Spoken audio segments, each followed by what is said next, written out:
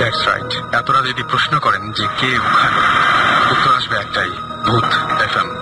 সাথে আছে আপনাদের সবার, এবং ঘড়িতে সময় এক্স্যাক্টলি সকাল রাত 11টা বেজে 59 মিনিট। সত্যি। এবং যেটা বলবো সেটা হচ্ছে যে ঈদের আগে বেশ মানে কি বলবো, যেদিন আমরা সবাই মিলে একসঙ্গে ছিলাম, এবং তারপরে তো আমরা অনেক কিছু শো যেগুলো আমরা শুনিয়েছি আপনাদেরকে, সেগুলো অনেক পুরনো শো ছিল, কিন্তু আজকে আবারও আমাদের সঙ্গে নতুন মানুষ, নতুন আমাদের গেস্ট, এবং তাদের অনেক অনেক অভিজ্ঞতার কথা আমরা শুনবো। So stay tune to radio ফুর্তি। এবং SMS করার নিয়মটি বলছি, শাউট লিখে স্পেস দিয়ে আপনার নাম লিখে স্পেস দিয়ে আপনার মেসেজ লিখে পাঠিয়ে দিন 9840 নাম্বারে। আর রেগুলারই আপনাদের অসংখ্য SMS পাই, এবং SMS এর সাথে সাথে আপনাদের ইমেলও পাই, যারা আপনাদের স্টোরিগুলো একটু বড় আকারে শেয়ার করতে চান, এবং যারা চান যে স্টুডিওতে এসে আমাদের সাথে জয়েন করবেন এবং আপনাদের ঘটনাগুলো শেয়ার করবেন সবার সাথে, তাদের যেটা করতে হবে, ইমেল করতে হবে আমাদের।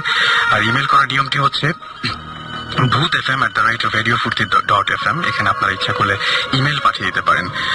আর এই মুহূর্তে আমার কাছে বেশ কিছু আমি দেখতে পাচ্ছি যে SMS আছে, যে SMS গুলো আগের সপ্তাহে, আমি সেই SMS গুলোর কিছু কিছু অংশ আমি পড়তে চাই। তার মধ্যে দেখতে পাচ্ছি তামজিদ আমাদের SMS করেছেন সিলেট থেকে, এবং তামজিদ বলেছেন যে জিনদের মধ্যে ভালো জিন আছে আর খারাপ জিন আছে, খারাপ জিনকে আমরা ভূত বলি মেবি। নিলয় বলেছেন যে আপনাদের সাউন্ড ইঞ্জিনিয়ার সত্যি স্কেরি একটা ব্যাকগ্রাউন্ড মিউজিক দিচ্ছেন, ভয় পাচ্ছি। ওকে, সো আমি তাকে আপনার পক্ষ থেকে থ্যাঙ্কস জানাচ্ছি সেই জন্য মাসুমকে। আর জুই লিখেছেন যে আমার নিরস জীবনে ভূত FM এর কাহিনীগুলো অনেক আনন্দের। ওকে, আমার মনে হয় যে অনেক সাহসী আপনি, এবং আপনাদের আনন্দ দিতেই চাই আমরা। শৈলী লিখেছেন যে আমরা আজকে নতুন বাসায় আসছি, মানে সেই দিন এসেছিলেন আর কি, এবং বলছেন যে আপনাদের কথা শুনে ভয় পাচ্ছি, আর আমি আর আপু শুনছি ভূত FMটা আমার খুব ভালো লাগে, থ্যাংক ইউ। শুভ লিখেছেন যে ভাইয়া খুব ভয় লাগছে, আরো ভয় চাই, প্লিজ গিভ মি সাম ভয়। ওকে, আমরা ট্রাই করবো, আমাদের বেস্ট ট্রাইটা আমরা করবো আপনার জন্য। কুইন অফ স্মাইল আমাদের লিখেছেন যে আমার জ্বর আসছে, বাট তারপরও ইচ্ছে করছে না ভূত FM থেকে ছেড়ে ঘুমাতে, because I love Bhoot FM। Thank you so much. Krishna আমাদের SMS করেছেন এবং বলেছেন যে আমাকে প্রতি রাতে একটু ঘুমিয়ে গেছি, আর এমন অবস্থায় মাথায় কে যেন তার হাত বুলিয়ে দেয়, এরকম একটা অনুভব করেন যখন একটু একটু ঘুম আসে। আমার প্রথম প্রশ্ন হচ্ছে, আপনি কি এটা ঘুমের মাঝে অনুভব করেন কিনা, মানে স্বপ্ন দেখেন না তো? যদি স্বপ্ন না দেখেন বা একদম আপনি নিশ্চিত হন যে আপনি ঘুমোচ্ছেন না কিন্তু এরকম ঘটনা ঘটছে, তাহলে ব্যাপারটা সত্যি চিন্তার।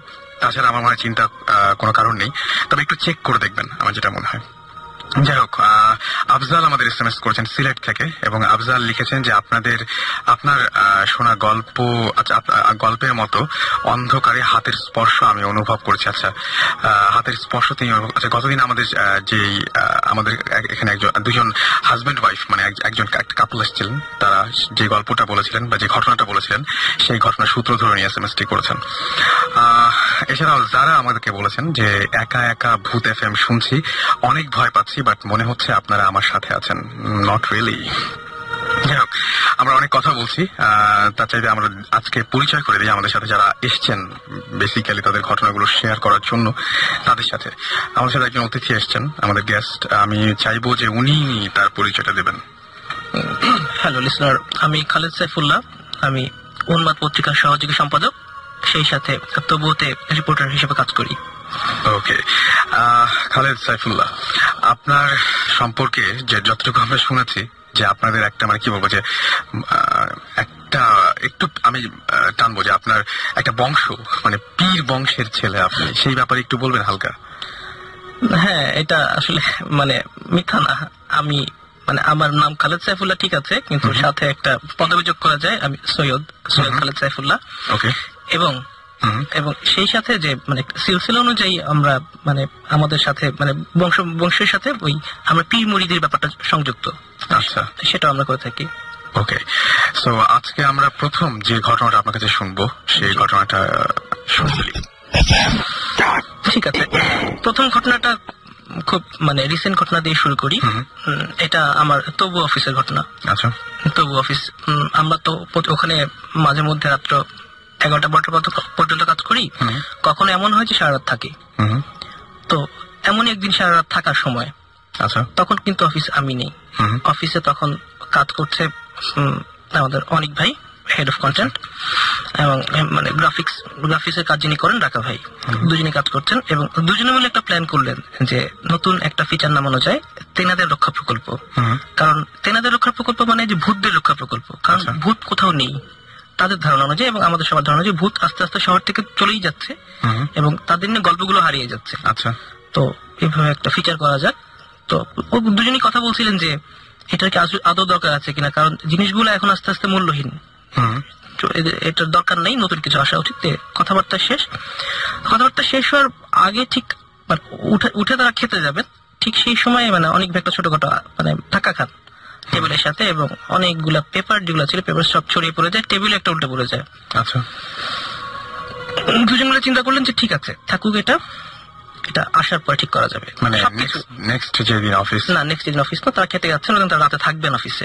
তখন বাজে 2টা। আচ্ছা, তারা খেতে গেছেন এবং মানে একটা টেবিলের সাথে ধাক্কা লেগে 2টা টেবিল উঠে গেছে।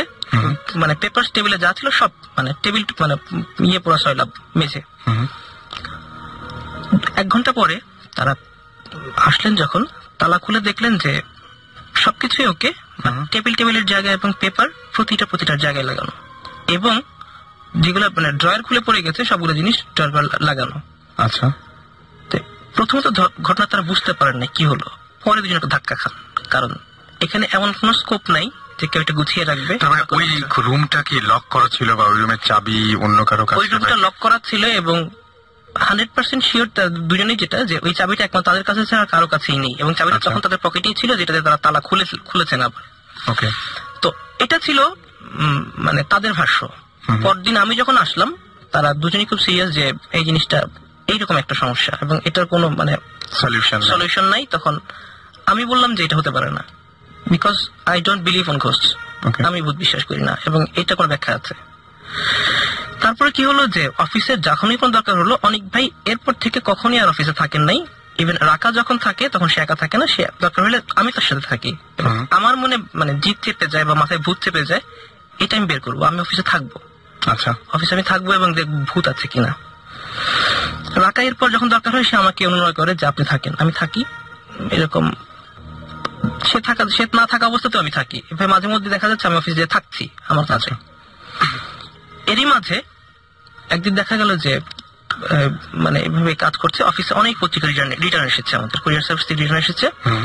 যখন রিটার্ন এসেছে তখন আমি চিন্তা করছি যে কি করা যায়, মানে এটা কিভাবে রিটার্ন আসছে। তখন দেখলাম যে একটার পর একটা আমি সবগুলা খাম ছিল সবগুলা খামগুলা রাখলাম, পত্রিকা রাখলাম, পুরা মেঝে আবার এরকম সয়লাভ, পুরা মেঝে সয়লাভ। এবং আমি দেখলাম সব বিরক্ত। তখন আমি মানে বিয়ে করলাম। এই মুহূর্তে আমার আবার কারেন্ট চলে গেল। 5 মিনিট পর যখন কারেন্ট আসলো আমি ফ্রিজ হয়ে গেলাম। আচ্ছা, প্রতিটা জিনিস ওই খামের মধ্যে করে আবার বন্ধ করে লাগানো। আচ্ছা, মানে খামের মধ্যে করে খাম লাগানো না, কিন্তু প্রতিটা জিনিস গুছিয়ে রাখা। এবং এটা আপনি নিজে এক্সপেরিয়েন্স করলেন? এটা আমার নিজের এক্সপেরিয়েন্স। আমি জায়গাতে ফ্রিজ হয়ে গেলাম। আচ্ছা, এইরকম একটা জিনিস হইতে পারে চিন্তা করি নাই। আমি দেখছি আশেপাশে মানে আমার সামনের বাসায় নেক্সট ডোরে লাইট জ্বলছে, এখানে কেউ হাঁটছে বাই হচ্ছে, কিন্তু প্রচন্ড আতঙ্কে যেটা হয়ে যায় মনে হচ্ছে পুরাটা খালি এবং আমি একা বসে আছি। এবং তখন থেকে তবু অফিসে পক্ষে আমিও রাতে একা থাকি না। মানে আপনি অনেক সাহসিকতা দেখিয়ে একা থাকতে চেয়েছিলেন, কিন্তু পরবর্তীতে সুবিধা করতে পারেননি। এবং কিন্তু একটা জিনিস তো সত্যি যে মানে আমি সত্যি বলতে ইচ্ছে করছে, এই জন্য বলছি যে যে সমস্ত কাণ্ডগুলো ঘটছে তাতে বুঝতে হবে যে যারা ওখানে আছেন সেই তেনারা বেশ উপকারী।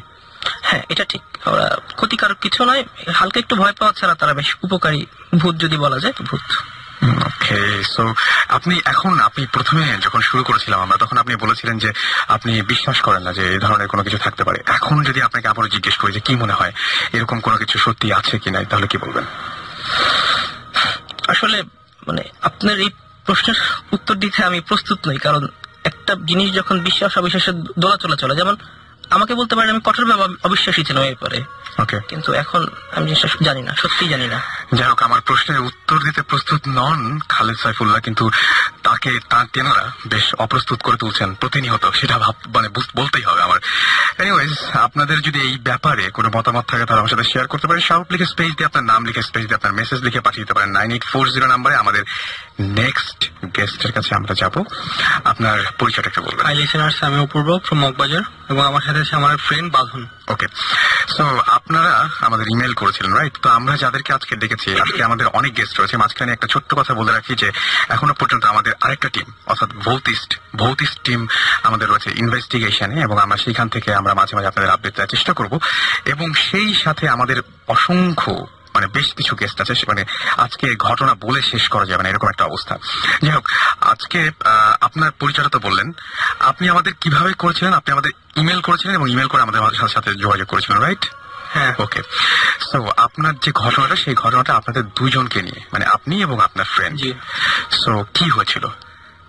আমি আর আমার ফ্রেন্ড বাঁধন আমরা প্রায় প্ল্যান করি যে কোথাও ঘুরতে যাওয়ার জন্য, কিন্তু কখনোই যাওয়া হয় না ওইরকম ভাবে। তো আমরা বাঁধন বলতেছি যে দোস্ত, আমরা যে কোনো ভাবে হোক আমরা এবার যাবই, ঘুরতে যাবই আর কি। তো ওর কথা অনুযায়ী আমাদের এক ফ্রেন্ড আছে কুমিল্লাতে, চাপিতলাতে।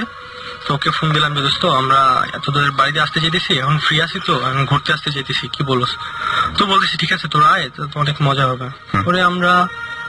পরে আমরা বাঁধন বলতেছে যে ঠিক আছে আমরা আগামী শুক্রবার যাবো। তো আমরা বাসা থেকে বের হই দুপুর তখন 2:30 বাজে। তো বাসা থেকে বের হওয়ার পর তো আমরা সায়দাবাদে গিয়ে বাসে উঠে রওনা দিয়ে এসি। তো বাস চলতে থাকে, মাঝে একবার বাসে প্রবলেম হয় আর কি, চাকা পাঞ্চার হয়ে যায়। তারপর ওই জায়গায় অনেক টাইম ওয়েস্ট হয়। তো বাস ঠিক করার পর আমরা আবার বাস চলতে শুরু করে। তো বাস থেকে আমরা নামতে অথচ বাসে ওঠার আগে কিন্তু আমাদের ওই ফ্রেন্ডের সাথে কথা হয় আর কি, যে আমরা যেখানে আপনারা যাচ্ছেন ওই ফ্রেন্ডের নাম হচ্ছে বাহার। আচ্ছা। তো আমরা যাইতেছি বাস থেকে নামতে প্রায় রাত 8টা 8:30 বাজবে। এমনিতে পৌঁছানোর সময় কখন পৌঁছানোর কথা ছিল? এমনিতে আমাদের পৌঁছানোর কথা ছিল 5টার সময়। অলরেডি আপনারা 3 ঘন্টা লেট করে ফেলেছেন। 3 ঘন্টা লেট করে ফেলছি। আচ্ছা। তো আমরা বাস থেকে নামার পর জায়গাটা যদিও প্রথমবার যাচ্ছি, তো আমাদের কাছে অপরিচিত লাগছিল জায়গাটা। তো জাস্ট অনেক কৌতূহল নিয়ে গেলাম এখানে আমরা। তো আমরা অনেক মজা করবো, আমরা 2 ফ্রেন্ড গেছি। তো ফ্রেন্ডের নাম্বার ফোন দিচ্ছিলাম যে ফ্রেন্ডের বাসায় যাবো আর কি। তো মোবাইলটা অফ ছিল, তখন মোবাইলটা অফ ছিল। তখন আমরা অনেক আপসেট হয়ে যে কি ব্যাপার, ওর বাড়িতে যাবো, তো আসলাম, এখন মোবাইলটা অফ কেন? বারবার ট্রাই করি, যতবারই ট্রাই করি ততবারই অফ, কিন্তু ওর বাবার নাম্বার ছিল না আমাদের কাছে। তো আমরা হাঁটতে থাকি, যে আমাদেরকে ওবার বলছিল যে বাস থেকে নামার পর একটা ফোন দিস, প্লাস আমাদের লোকেশনটা বলে দেয় যে একটা টেম্পু থাকে ওই জায়গাতে, টেম্পু টাইপের। ওই টেম্পুতে 30 টাকা কি 40 টাকা ভাড়া নিবে, আধা ঘন্টা লাগবে, ম্যাক্সিমাম আধা ঘন্টা লাগবে। তো আমরা তো যেহেতু লোকেশনটা জানি যে দুজন একসঙ্গে আছে, তারপরে আমরা টেম্পু খুঁজতে থাকি, কিন্তু রাত তখন প্রায় আস্তে আস্তে তো রাত হচ্ছে। তো আমরা টেম্পু খুঁজতে থাকি, কিছুই পাইতেছি না।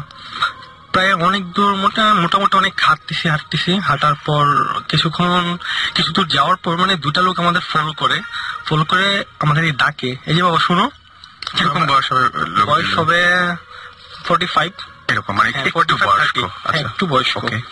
তো আমরা দাঁড়াই যাই, তো বললাম জি আঙ্কেল বলেন। তো উনি বলতেছে তোমরা কোথেকে আসছো, আমাদেরকে দেখে বুঝছে যে আমরা অন্য কোথাও জায়গা থেকে এসেছি। পরে আমরা বললাম যে আঙ্কেল আমরা ঢাকা থেকে এসেছি, আমাদের এক ফ্রেন্ডের বাড়িতে যাবো, তোর মোবাইলটা অফ। আচ্ছা। তো তখন আঙ্কেল বলতেছে যে আসলে দেখো জায়গাটা বেশি একটা ভালো না, তোমরা যত তাড়াতাড়ি পারো কোথায় চলে যাও। তখন আমরা জিনিসটা এরকম ভাবে মাথায় নেই যে বলছি ঠিক আছে। এবং এইরকম ক্ষেত্রে যেটা হয় যে যখন কেউ বলে যে জায়গাটা ভালো না, অনেক ভয়, তখন আমাদের প্রথম মাথায় আসে কি যে তার এই জায়গাটা নিরাপদ না মিনস এরকম যে এখানে চোর ডাকাত থাকতে পারে বা এরকম কোনো ক্ষতি হতে পারে। আমরা এরকমই ভাবছিলাম। পরে আমরা ভাবছি ঠিক আছে সমস্যা নেই, কারণ আমাদের কাছে ওইরকম কিছু নাই যে ছিনতাইকারী ধরবে, ওরকম আমাদের ভয় নেই। তো আমরা হাঁটতে থাকি কিছু দূর যাওয়ার পর দেখি যে অনেক নিরালা এলাকা, তো দেখি যে একটা চা দোকানের দিকে ভ্যানওয়ালা বসে আছে। ভ্যান না কি বলে, 2টা সিট রাখানো, ভ্যানের উপরে। তো ওখানে বসে আছে। তো আমি বললাম যে ভাই যাবেন? তো উনি বলছে যে না ভাই যাবো না। ওনাকে জিজ্ঞেস করার আগে উনি বলতেছে যে যাবে না। তো বললাম যে ভাই আঙ্কেল ভাইয়া চলেন না, কারণ আমরা অনেক বিপদে পড়ছি, আপনি একটু চলেন, আমাদেরকে আগাই দিয়ে আসেন। এবং নিশ্চয়ই ওখান থেকে ফেরারও কোনো ওই সময় তো কোনো ট্রান্সপোর্ট বা এরকম ট্রান্সপোর্ট বলতে ওই ভ্যান টাইপের যে ওইগুলাই, আর ওইখানে একটাই ছিল। আমাদের তো কোনো ওয়ে নাই যাওয়ার জন্য, অনেকেই যেতে হবে। পরে অনেক রিকোয়েস্ট করলাম, পরে বলছে ঠিক আছে যাবো, কিন্তু 50 টাকা দিতে হবে ভাড়া। তখন ভাড়া শুনে হাসি পাইলো যে ঠিক আছে চলেন 50 টাকায় দিব, এত বলা লাগে নাকি। পরে আমরা উঠলাম, ওইটাতে উঠা যাইতেছি, নিচে একটা হারিকেন জ্বলতেছিল। পরে কিছু দূর যাইতেছি, রাস্তাটা ছিল মাটির রাস্তা। আচ্ছা। তো হঠাৎ করে হারিকেনটা নিভা যায়। কিছু দূর যাওয়ার পর হারিকেনটা নিভা যায়। তখন আমাদেরকে বলে যে আপনাদের হাতে লাইট আছে তো না, মোবাইলের লাইট জ্বালাই। আমরা লাইটের সাহায্যে কিছু দূর যাই। কিছু দূর যাওয়ার পর তো অনেক মোটামুটি ভালো দূরে আগাইছি। কিছু দূর যাওয়ার পর তখন দেখি যে ওই ভ্যান টাইপের যে ওইটা একটা চাকা বাঁকা হয়ে যায়, ভাঙে না, বাঁকা হয়ে যায়। বাঁকা হয়ে ওই ভ্যানটাই বসা যায়। তারপর এখন ভ্যান ড্রাইভার বলতেছে যে রিমটা থাকে ওই রিমটা ভেঙে যায়, ওইটা ভেঙে যায়, বাঁকা হয়ে যায়। আচ্ছা, বাঁকা হয়ে যায়। পরে তারপরে এখন ভ্যানওয়ালা বলতেছে যে আমার তো এখন যাওয়া সম্ভব না, আপনারা 5টা মিনিট হাঁটেন সামনে, 5টা মিনিট হাঁটার পরে আপনি পৌঁছায় যাবেন। কারণ যেহেতু বলছে যে 5 মিনিট হাঁটলে পৌঁছায় যাবো, তখন বলছি ঠিক আছে। তখন 50 টাকা ভাড়া জায়গায় আমরা 30 টাকা দিয়ে হাঁটা শুরু করি। আমরা তো জানি লোকেশনটা, স্কুলের পাশে ওর বাড়ি। তো আমরা যাইতে থাকি তো প্রায় 10-15 মিনিট হাঁটছি। হাঁটার পর তো আমরা দেখি যে আমরা যে ফ্রেন্ডের বাড়িতে যাবো, ও টর্চ হাতে দাঁড়ায় আছে রাস্তায়। হ্যাঁ, রাস্তায় ওকে দাঁড়ায় আছে। পরে ওরে দেখা তো আমাদের মনে একটা সাহস বাড়লো যে আসলে ওরা দেখছি, মনে হয় সাহস বেড়ে গেছে। পরে আমরা কাছে যাই, অথচ ওর হাতের টর্চটা কিন্তু জ্বালানো ছিল না, অফ ছিল, কিন্তু আলো, চাঁদনির আলোতে দেখা যেতেছিল যে বাহার টর্চ নিয়ে দাঁড়িয়ে আছে, কিন্তু টর্চটা অফ। হ্যাঁ, টর্চ অফ, বাহার দাঁড়িয়ে আছে। তো আমরা আগাই গেলাম। পরে বললাম যে কি ব্যাপার বাহার, ভালো আছিস? মানে সৌজন্য সাক্ষাৎ যা হয় প্রথম করলাম, হ্যান্ডশিপ করলাম, হাঁটতেছি। ও বলতেছে যে, আমি বললাম কি যে বাহার আর কত দূর? বলছে যে এই তো 20 মিনিট লাগবে। পরে বললাম কি ব্যাপার? ভ্যানওয়ালা বললো মাত্র 5 মিনিট লাগবে, তুই বলতেছিস 20 মিনিট লাগবে। তো ভ্যানওয়ালা চাপা মারছে, চল আমার সাথে চল, আমি নিয়ে যেতেছি। পরে বাঁধন বলতেছে যে দোস্ত আমাদের তো আর হাঁটা সম্ভব না, কারণ অনেকক্ষণ হাঁটছি, পা ব্যথা হয়ে গেছে, রিক্সা দেখ। তো ও বলতেছে ঠিক আছে 1 মিনিট দাঁড়া, আমি রিক্সা নিয়ে আসতেছি। পরে আমরা দাঁড়াই। রাস্তা আসলে রাস্তা না, মানে ছোট একটা গলি টাইপের, গলি তো না, মানে বাস চারটার মাঝখানে মানুষ হাঁটলে যেরকম রাস্তা হয় এরকম। মানে ও যায় ওইটাতে, ওই রাস্তাতে নামার পর একজন রিক্সাওয়ালা নিয়ে আসে, মানে রিক্সা নিয়ে আসে। ওই রিক্সা মানে ঢাকায় যেরকম রিক্সা চলে এরকম টাইপের, ওই রিক্সাই। কিন্তু রিক্সাওয়ালাটা ছিল অদ্ভুত টাইপের। রিক্সাওয়ালার বয়স হবে মিনিমাম 80, ইয়া বড় বড় দাড়ি। হ্যাঁ, ইয়া বড় বড় দাড়ি, অনেক বড় বড় চুল। তারপরে ফ্রেন্ড বাহার নিয়ে আসছে। তো ও আমাদের জন্য কিছু, আপনারা মানে আপনি যেরকম বড় বড় দাড়ি দেখেছেন, বড় বড় চুল দেখেছেন, আপনার সাথে যে বন্ধু, হ্যাঁ আমরা তার কাছে পরে আসছি, সেও কি তাই দেখেছে? হ্যাঁ, এক্স্যাক্টলি, উনিও তা দেখেছে। তো আমরা ও আমাদের জন্য কিছু কেক আর কিছু রুটি নিয়ে আসে আমাদের জন্য। পরবর্তী দোস্ত পরবর্তী যে খাবো না, বাসায় তো চলে যাবো, এখন খাওয়ার দরকার নেই। পর হাতে নিয়ে রাখি আমরা এগুলা। তো রিক্সাতে উঠি, রিক্সা যে ড্রাইভার ছিলেন ওই চাচা চালাইতেছে।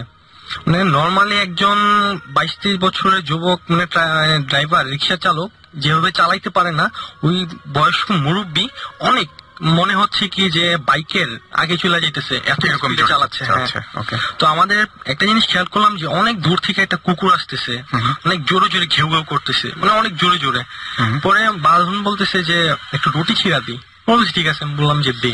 পরে রুটি ছিঁড়া দেয়, কিন্তু কুকুরটা রুটি না নিয়ে আমাদের রিক্সার পিছনে পিছনে আসতে থাকে, তাও অনেক জোরে জোরে ঘেউ ঘেউ করতে থাকে।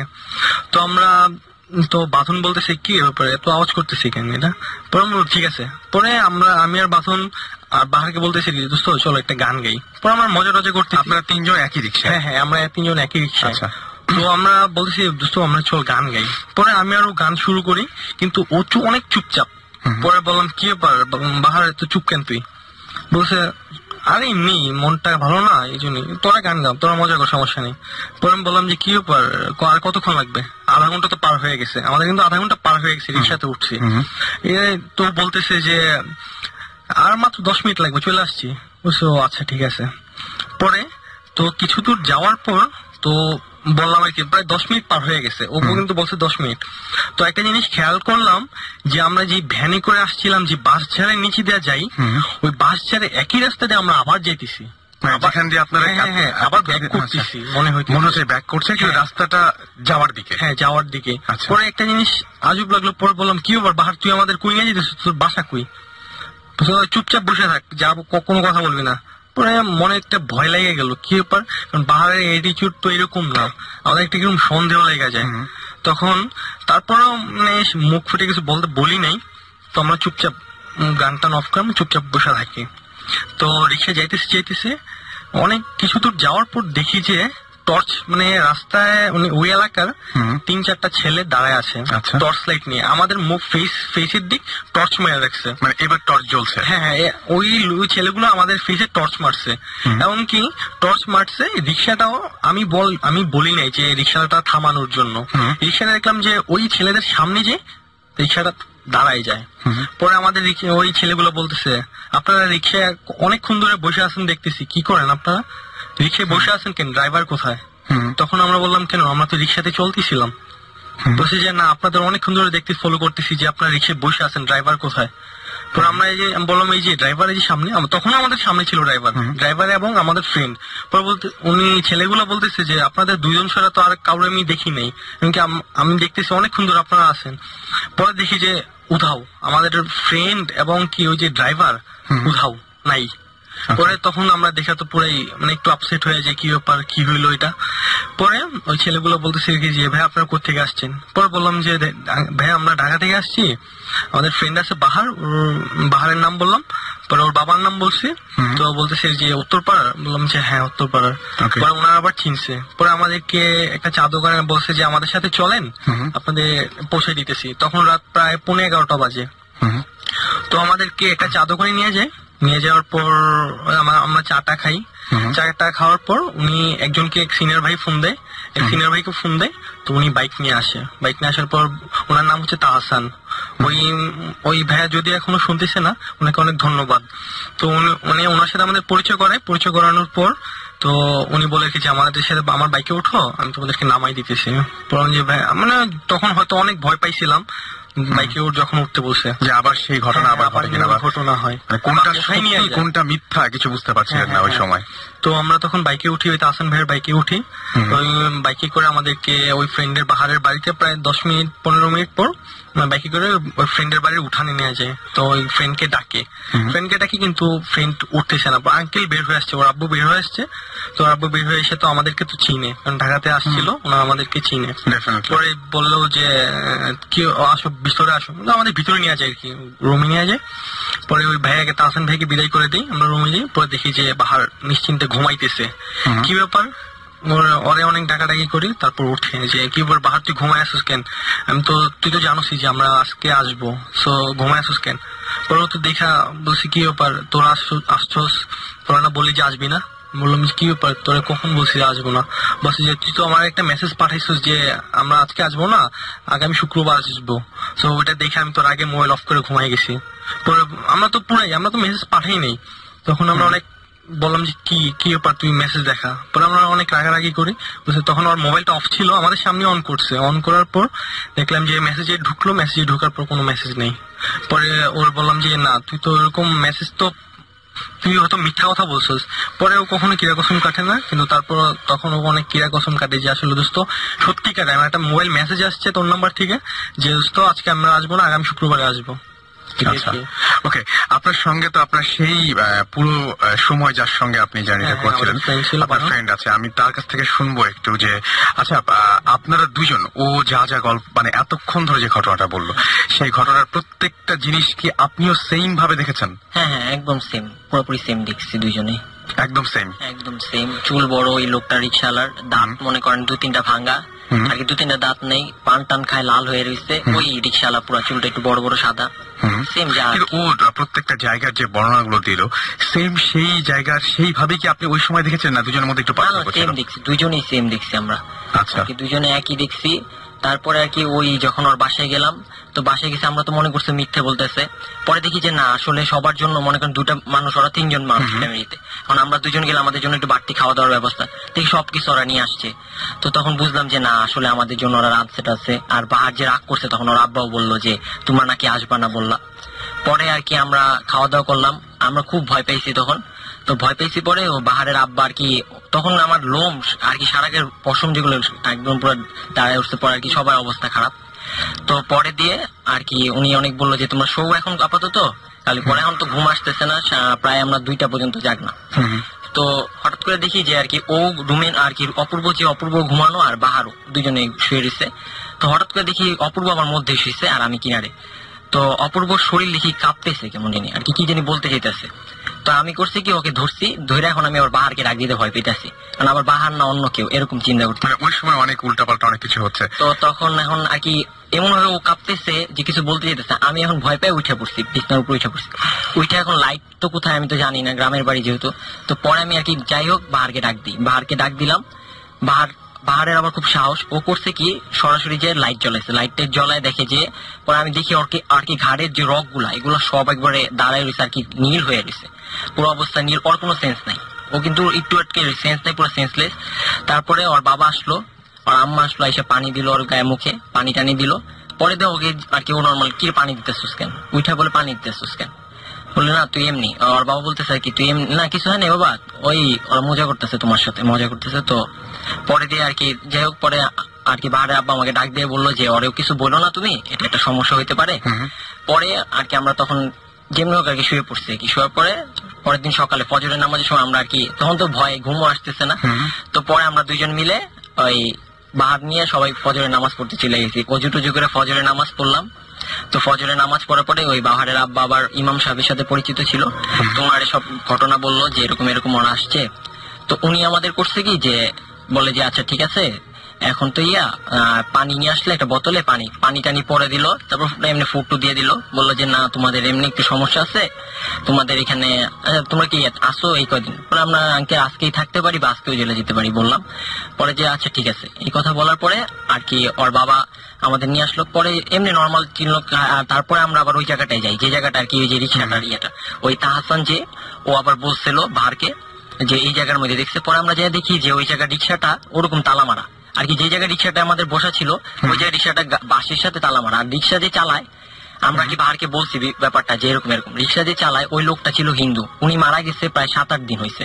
ঠিক আছে, যেরকম আপনারা দেখেছিলেন সেই লোকটা কি ওইরকমই? আমরা বলছি আর কি বাহারকে যেরকম চুল বড় বড় যে এই রিক্সা চালাইতে, তখন বলে এই রিক্সা যে চালাইতেছিল সে তো মারা গেছে 7-8 দিন আগে, ওনার চুল বড় বড় কি সব বলছি, ও চিনতে পারছে কারণ ওদের এলাকারই। তো তারপরে তখন তো আরো বেশি ভয় পেয়ে গেলাম।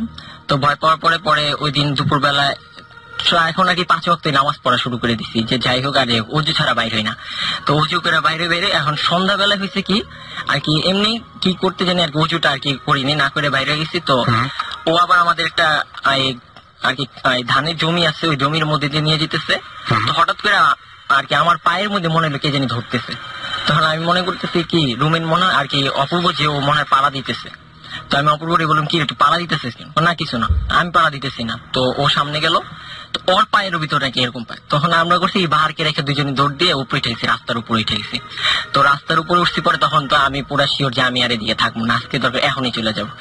তো অনেক পরে ওর বাবা আবার গেল, আবার আমাদের ওই হুজুরের কাছে নিয়ে গেল। তো হুজুর বাহারের আব্বাকে ডাক দিয়ে বললো যে তোমাদের এই যে এখানে আসাটা, ওদের আসাটা ঠিক হয়নি, আর ওদের এখানে সমস্যা হবে, ওদেরকে পাঠিয়ে দাও। পরে দিয়ে আর কি ওই দিন রাত্রেবেলায় ওর আব্বা কি ঘর দুয়ার টোয়া পরে বলে ঘর বন্ধ করে। তো ওই দিন আমরা ছিলাম। পরের দিন সকালবেলায় আমরা আর কি কোনো আর নেই, ওই দিনই ব্যাক করছি। আপনাদের ঢাকা আসার পরে আর কোনো সমস্যা হয়েছে? ব্যাক করি যেদিন, তারপরে আর কি তখন আমার আর কি বাসে যখন আমি উঠতে পারছি না, আমার খুব জ্বর।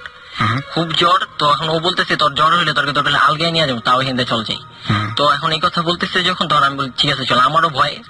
পরে বাসে উঠছি, যেই ঢাকায় নামছি আমার আর কি শরীরের জ্বর টর কিছুই নেই, আমার পুরো নর্মাল। তো যাই হোক পরে দিয়ে বাসায় আসলাম, আইসা পরে আম্মুকে বললাম সব ঘটনা। পরে আম্মু বললো যে আব্বুকে নিয়ে যে পরে মসজিদে গেলাম, উনি এমনি বললো যে না এটা কোনো সমস্যা না, এমনি একটু ভুল দেখছো, এগুলো বললো। পরে তারপরে আমাদের আর সমস্যাটা হয়নি আর কি, 4-5 দিন এরকম ছিল। ওকে, একটা অনেক অনেক লম্বা একটা ঘটনা শুনলাম আমরা একটা ব্রেকে যাই না, একটা ব্রেকে যাই। আর ইন দ্য মিন টাইম আপনারা আমাদের SMS করুন। আর আমি বলে দিই একটু ঝট করে যে আমাদের SMS করেছেন, আমি দেখতে পাচ্ছি অনেকেই। সেই SMS গুলো নিশ্চয়ই নিয়ে ফিরে আসবো।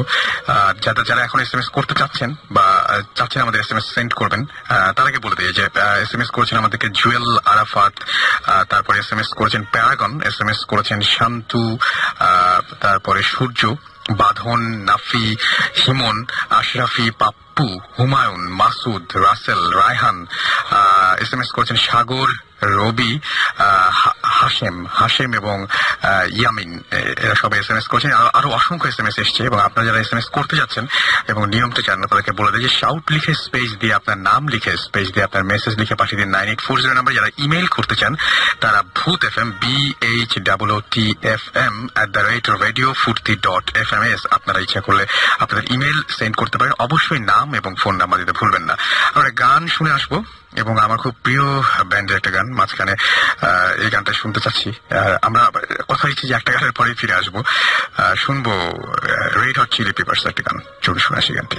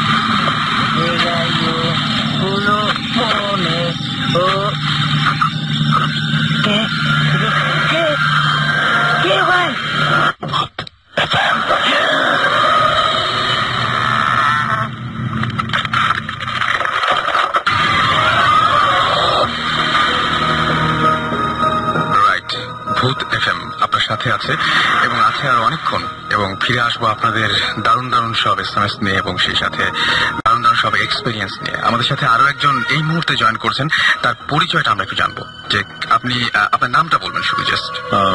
আসসালামু আলাইকুম ডিয়ার লিসেনার, আমি রবিউল ইসলাম বলছি। ওকে, রবিউল ইসলামের কাছে আমরা ফিরে আসবো রবিউল ইসলামের এক্সপিরিয়েন্স শুনতে। তবে তার আগে আমরা আবারও খালেদ ভাইয়ের কাছে চলে যাবো। আমরা তো শুরু থেকে ছোট ঘটনা দিয়ে শুরু করেছিলেন, এখন আমরা আসবো আর একটা ঘটনা যেটা আপনি আমাদের বলেছেন একটা বড় ঘটনা বলবেন এরপরে। সেই ঘটনাটা শুনে ফেলি, তাই?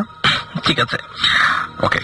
আমরা তার আগে একটু বলে দিই যে আমাদেরকে SMS করেছেন যারা কষ্ট করে, তাদের মধ্যে আছেন বিশাল, মিরাজ, SMS করেছেন কাশপিয়ান, SMS করেছেন রবিন, নীলাকাশ, SMS করেছেন অনিরুদ্ধ, তারপরে SMS করেছেন সেজান, ইফাত, নাবিল, রবিন, রাশেদ, SMS করেছেন সুধা, মাসুর, SMS করেছেন স্বর্ণা, SMS করেছেন সাদা ক্যানভাস। ওকে, সাদা ক্যানভাস এত রাত্রে শুনলেই খুব ভয় লাগে। আর আমি আরেকবার বলতে এই সময়টা এখন 12টা 38 মিনিট, এখন সকাল 12টা 38 মিনিট, একদমই না বরং রাত 12টা 38 মিনিট। সুতরাং বুঝতেই পারছেন যে চলছে ভূত FM এবং চলে যাচ্ছি খালেদ ভাইয়ের কাছে। আমি আমার পরিচয় আপনি আগে দিয়ে দিয়েছেন, মানে আমি পীর বংশের ছেলে এটা বলেছেন। আমাদের গ্রামের বাড়ি অর্থাৎ ব্রাহ্মণবাড়ির মাছিহাতা, ওখানে আমার চাচা এখন পীর সাহেব এবং খুবই স্বাভাবিক কারণে অর্থাৎ মানে পেশাগত কারণে ওনার কাছে অনেক মানুষ আসে যাদের সমস্যা অনেক রকমের। এর মধ্যে স্পেসিফিক কিছু সমস্যা যেটা কমন সেটা হচ্ছে কি জিনে ধরা, ভূতে ধরা। এবং এই সমস্যাগুলো খুব কমন এবং আমরা যখনই গ্রামের বাড়িতে যাই এই ধরনের সমস্যাগুলো দেখে অভ্যস্ত। কাউকে জিনে ধরেছে, চাচা গিয়েছেন, এটা হয়েই থাকে, চাচা যাচ্ছেন এবং ঠিক করছেন, কোথাও ইয়ে করছেন, সাজেস্ট করছেন। আমরা না এটা মানে এভাবে দেখে অভ্যস্ত যে মানে যারা খেতে পায় না তারা কম খাবে, এরকম ভাবে আমরা দেখে অভ্যস্ত মানুষের সমস্যা মানুষ আসবে, কিন্তু নিজেদের উপর যেটা করতে পারে এটা কখনো চিন্তা করি নাই। যেমন আমার ওখানে আমার চাচার মেয়ে, আমার কাজিন, ও আমার কাছাকাছি বয়স, একসাথে খেলা করেছি, ছোটবেলায় বড় হয়েছি, খুব ভালো সম্পর্ক, ফ্রেন্ড সম্পর্ক। কিছুদিন আগে মানে যখন কিছুদিন আগে তাকে ফোন করেছি, ফোন করে কথা হচ্ছে আমাদের মধ্যে, তার দেখি মন খারাপ। কেন মন খারাপ, মানে কথা বলে বলতে মন খারাপ, কি ব্যাপার তোমার, কেন মন খারাপ? তখন বললো যে আমাকে তো জিনে ধরেছে। কি বলে, কি ধরেছে? জিনে ধরেছে। আমি একটু মানে ফার্স্টে মানে মন খারাপ হলো, বিরক্ত হয়েছেন। কেন এই ধরনের ঠাট্টা করার কি দরকার? ঠিক আছে, জানি তো কি, কেন এটা কেন বলবো? তো সে আমার সাথে কথা বাড়ালো এবং সবার কাছ থেকে শুনলাম ব্যাপারটা আসলেই তাই, তাকে জিনে ধরেছে। মানে বাড়ির আরো যারা মেম্বার আছেন তারা সবাই একই ভাবে বললেন যে পরে জিনিসটা তার সাথে কথা রেখেলাম এবং পরে বাবার কাছ থেকে আমি শুনলাম যে ওর তো জিনে ধরেছে, অবস্থা খারাপ। ওকে। তো এখন আমি তাকে আমি সময় করলাম তাকে ঢাকায় আনা হোক, তার জন্য চিকিৎসা প্রয়োজন। আমি নিজে সাইকোলজি স্টুডেন্ট, এডুকেশন সাইকোলজিতে পড়ি, কাজেই তখন সবাই একটা ইয়ে ছিল যে সাইকোলজিস্ট দেখানো হোক, ঠিক আছে, অন্য চিকিৎসাও চলুক, আমাদের মানে দোয়া কালাম হোক, প্লাস সাইকোলজি দেখানো হোক। তাকে ঢাকায় আনা হলো এবং ঢাকায় আনার পরে তাকে দেখে মানে নর্মাল কোনো সমস্যা নাই এবং কোনো সমস্যা হচ্ছে না, নর্মাল আছে। ওকে। আমি তার সাথে কথা বলছি এবং হুট করে দেখা গেল মানে আমি সে আমার মোবাইলটা দেখছি, নতুন মোবাইল কিনেছি, তাকে দেখাচ্ছি খুব শখ করে, তার হাতে মোবাইল, এর মধ্যেই একটা ফোন আসছে। এটা ফোন করেছিল আমার খেয়াল আছে এখনো, উন্মাদের মারুফ ভাই, তার দেশি গল্প শুরু হয়েছে এবং এটা নিয়ে একটু ইম্পর্টেন্ট কথা বলতে ফোন করেছে। হ্যালো, ফোনটা দাও। ফোন আসছে, ও খুব নর্মাল করলো কি, ফোনটা তুলে ঢিল মেরে মানে দেয়ালের মধ্যে ঢিল মারলো, মোবাইলটা আমার মানে টুকরো টুকরো পড়ে গেল। আচ্ছা। আমি ওদিকে তাকায় থাকলাম, কি হইল? এবং আমরা তখন নিশ্চয়ই মনে হচ্ছিল এটা ফাজলামি। আমি জানি নাই, মানে তখন আমি হতভম্ব হয়ে গেছি, ফাজলামি কিছু না, এটা কেন করবে, এটা তো করার কথা না, এটা চাইল্ডিশ কাজ হলো। এরপর দেখলাম কি যে তার চোখটা আস্তে আস্তে মানে হলুদ হয়ে গেল, মানে সিনেমার মতো হলুদ না, কিন্তু হলুদ হয়ে গেল। আচ্ছা। এবং এরপরে সে করলো কি যে তার দুই হাত শক্ত করে ঠাস করে চর মারলো তাকে নিজেকেই। আচ্ছা। চর মারলো এবং চুপ করে বসে থাকলো, কোনো কথা নাই। তখন ওই পাশ থেকে আমার চাচা ছিলেন, তারা লক্ষণ টের পেয়ে তারা দৌড়ে আসছেন যে ব্যাপারটা এখন ওইটাই, মানে ওইটা হয়ে গেছে, এই তাকে আবার জিনে ধরছে। সেই সুদূর ব্রাউনবাড়িয়া থেকে ঢাকায় আসছে এবং জিনার পিছু ছাড়ান এবং ঢাকায় আসছে। তখন আমি দেখলাম যে এই সমস্যা তো আপনারা অনেকদিন আগে থেকে দেখে অভ্যস্ত যে এই সমস্যাগুলো নিয়েই বেসিক্যালি আপনাদের বাসায় বিভিন্ন ধরনের মানুষজন আসে, সেই সমস্যাটা আপনারা ফ্যামিলির মধ্যে এখন দেখতে পাচ্ছেন। এবং তখন আমি নিজে ফিল করলাম যে আরেকজনের হইলে এটা ফিল করা যায় না, যখন নিজেদের উপর পড়ে তখন বোঝা যায়। এবং চোখের সামনে না একটা জিনিস ঠিক, জিনে আমাদের ফ্যামিলিতে ধরে ঠিক আছে, বাট আমি কখনো ফিজিক্যালি কাউকে জিনে ধরা ছাড়ানো আগে দেখি নাই।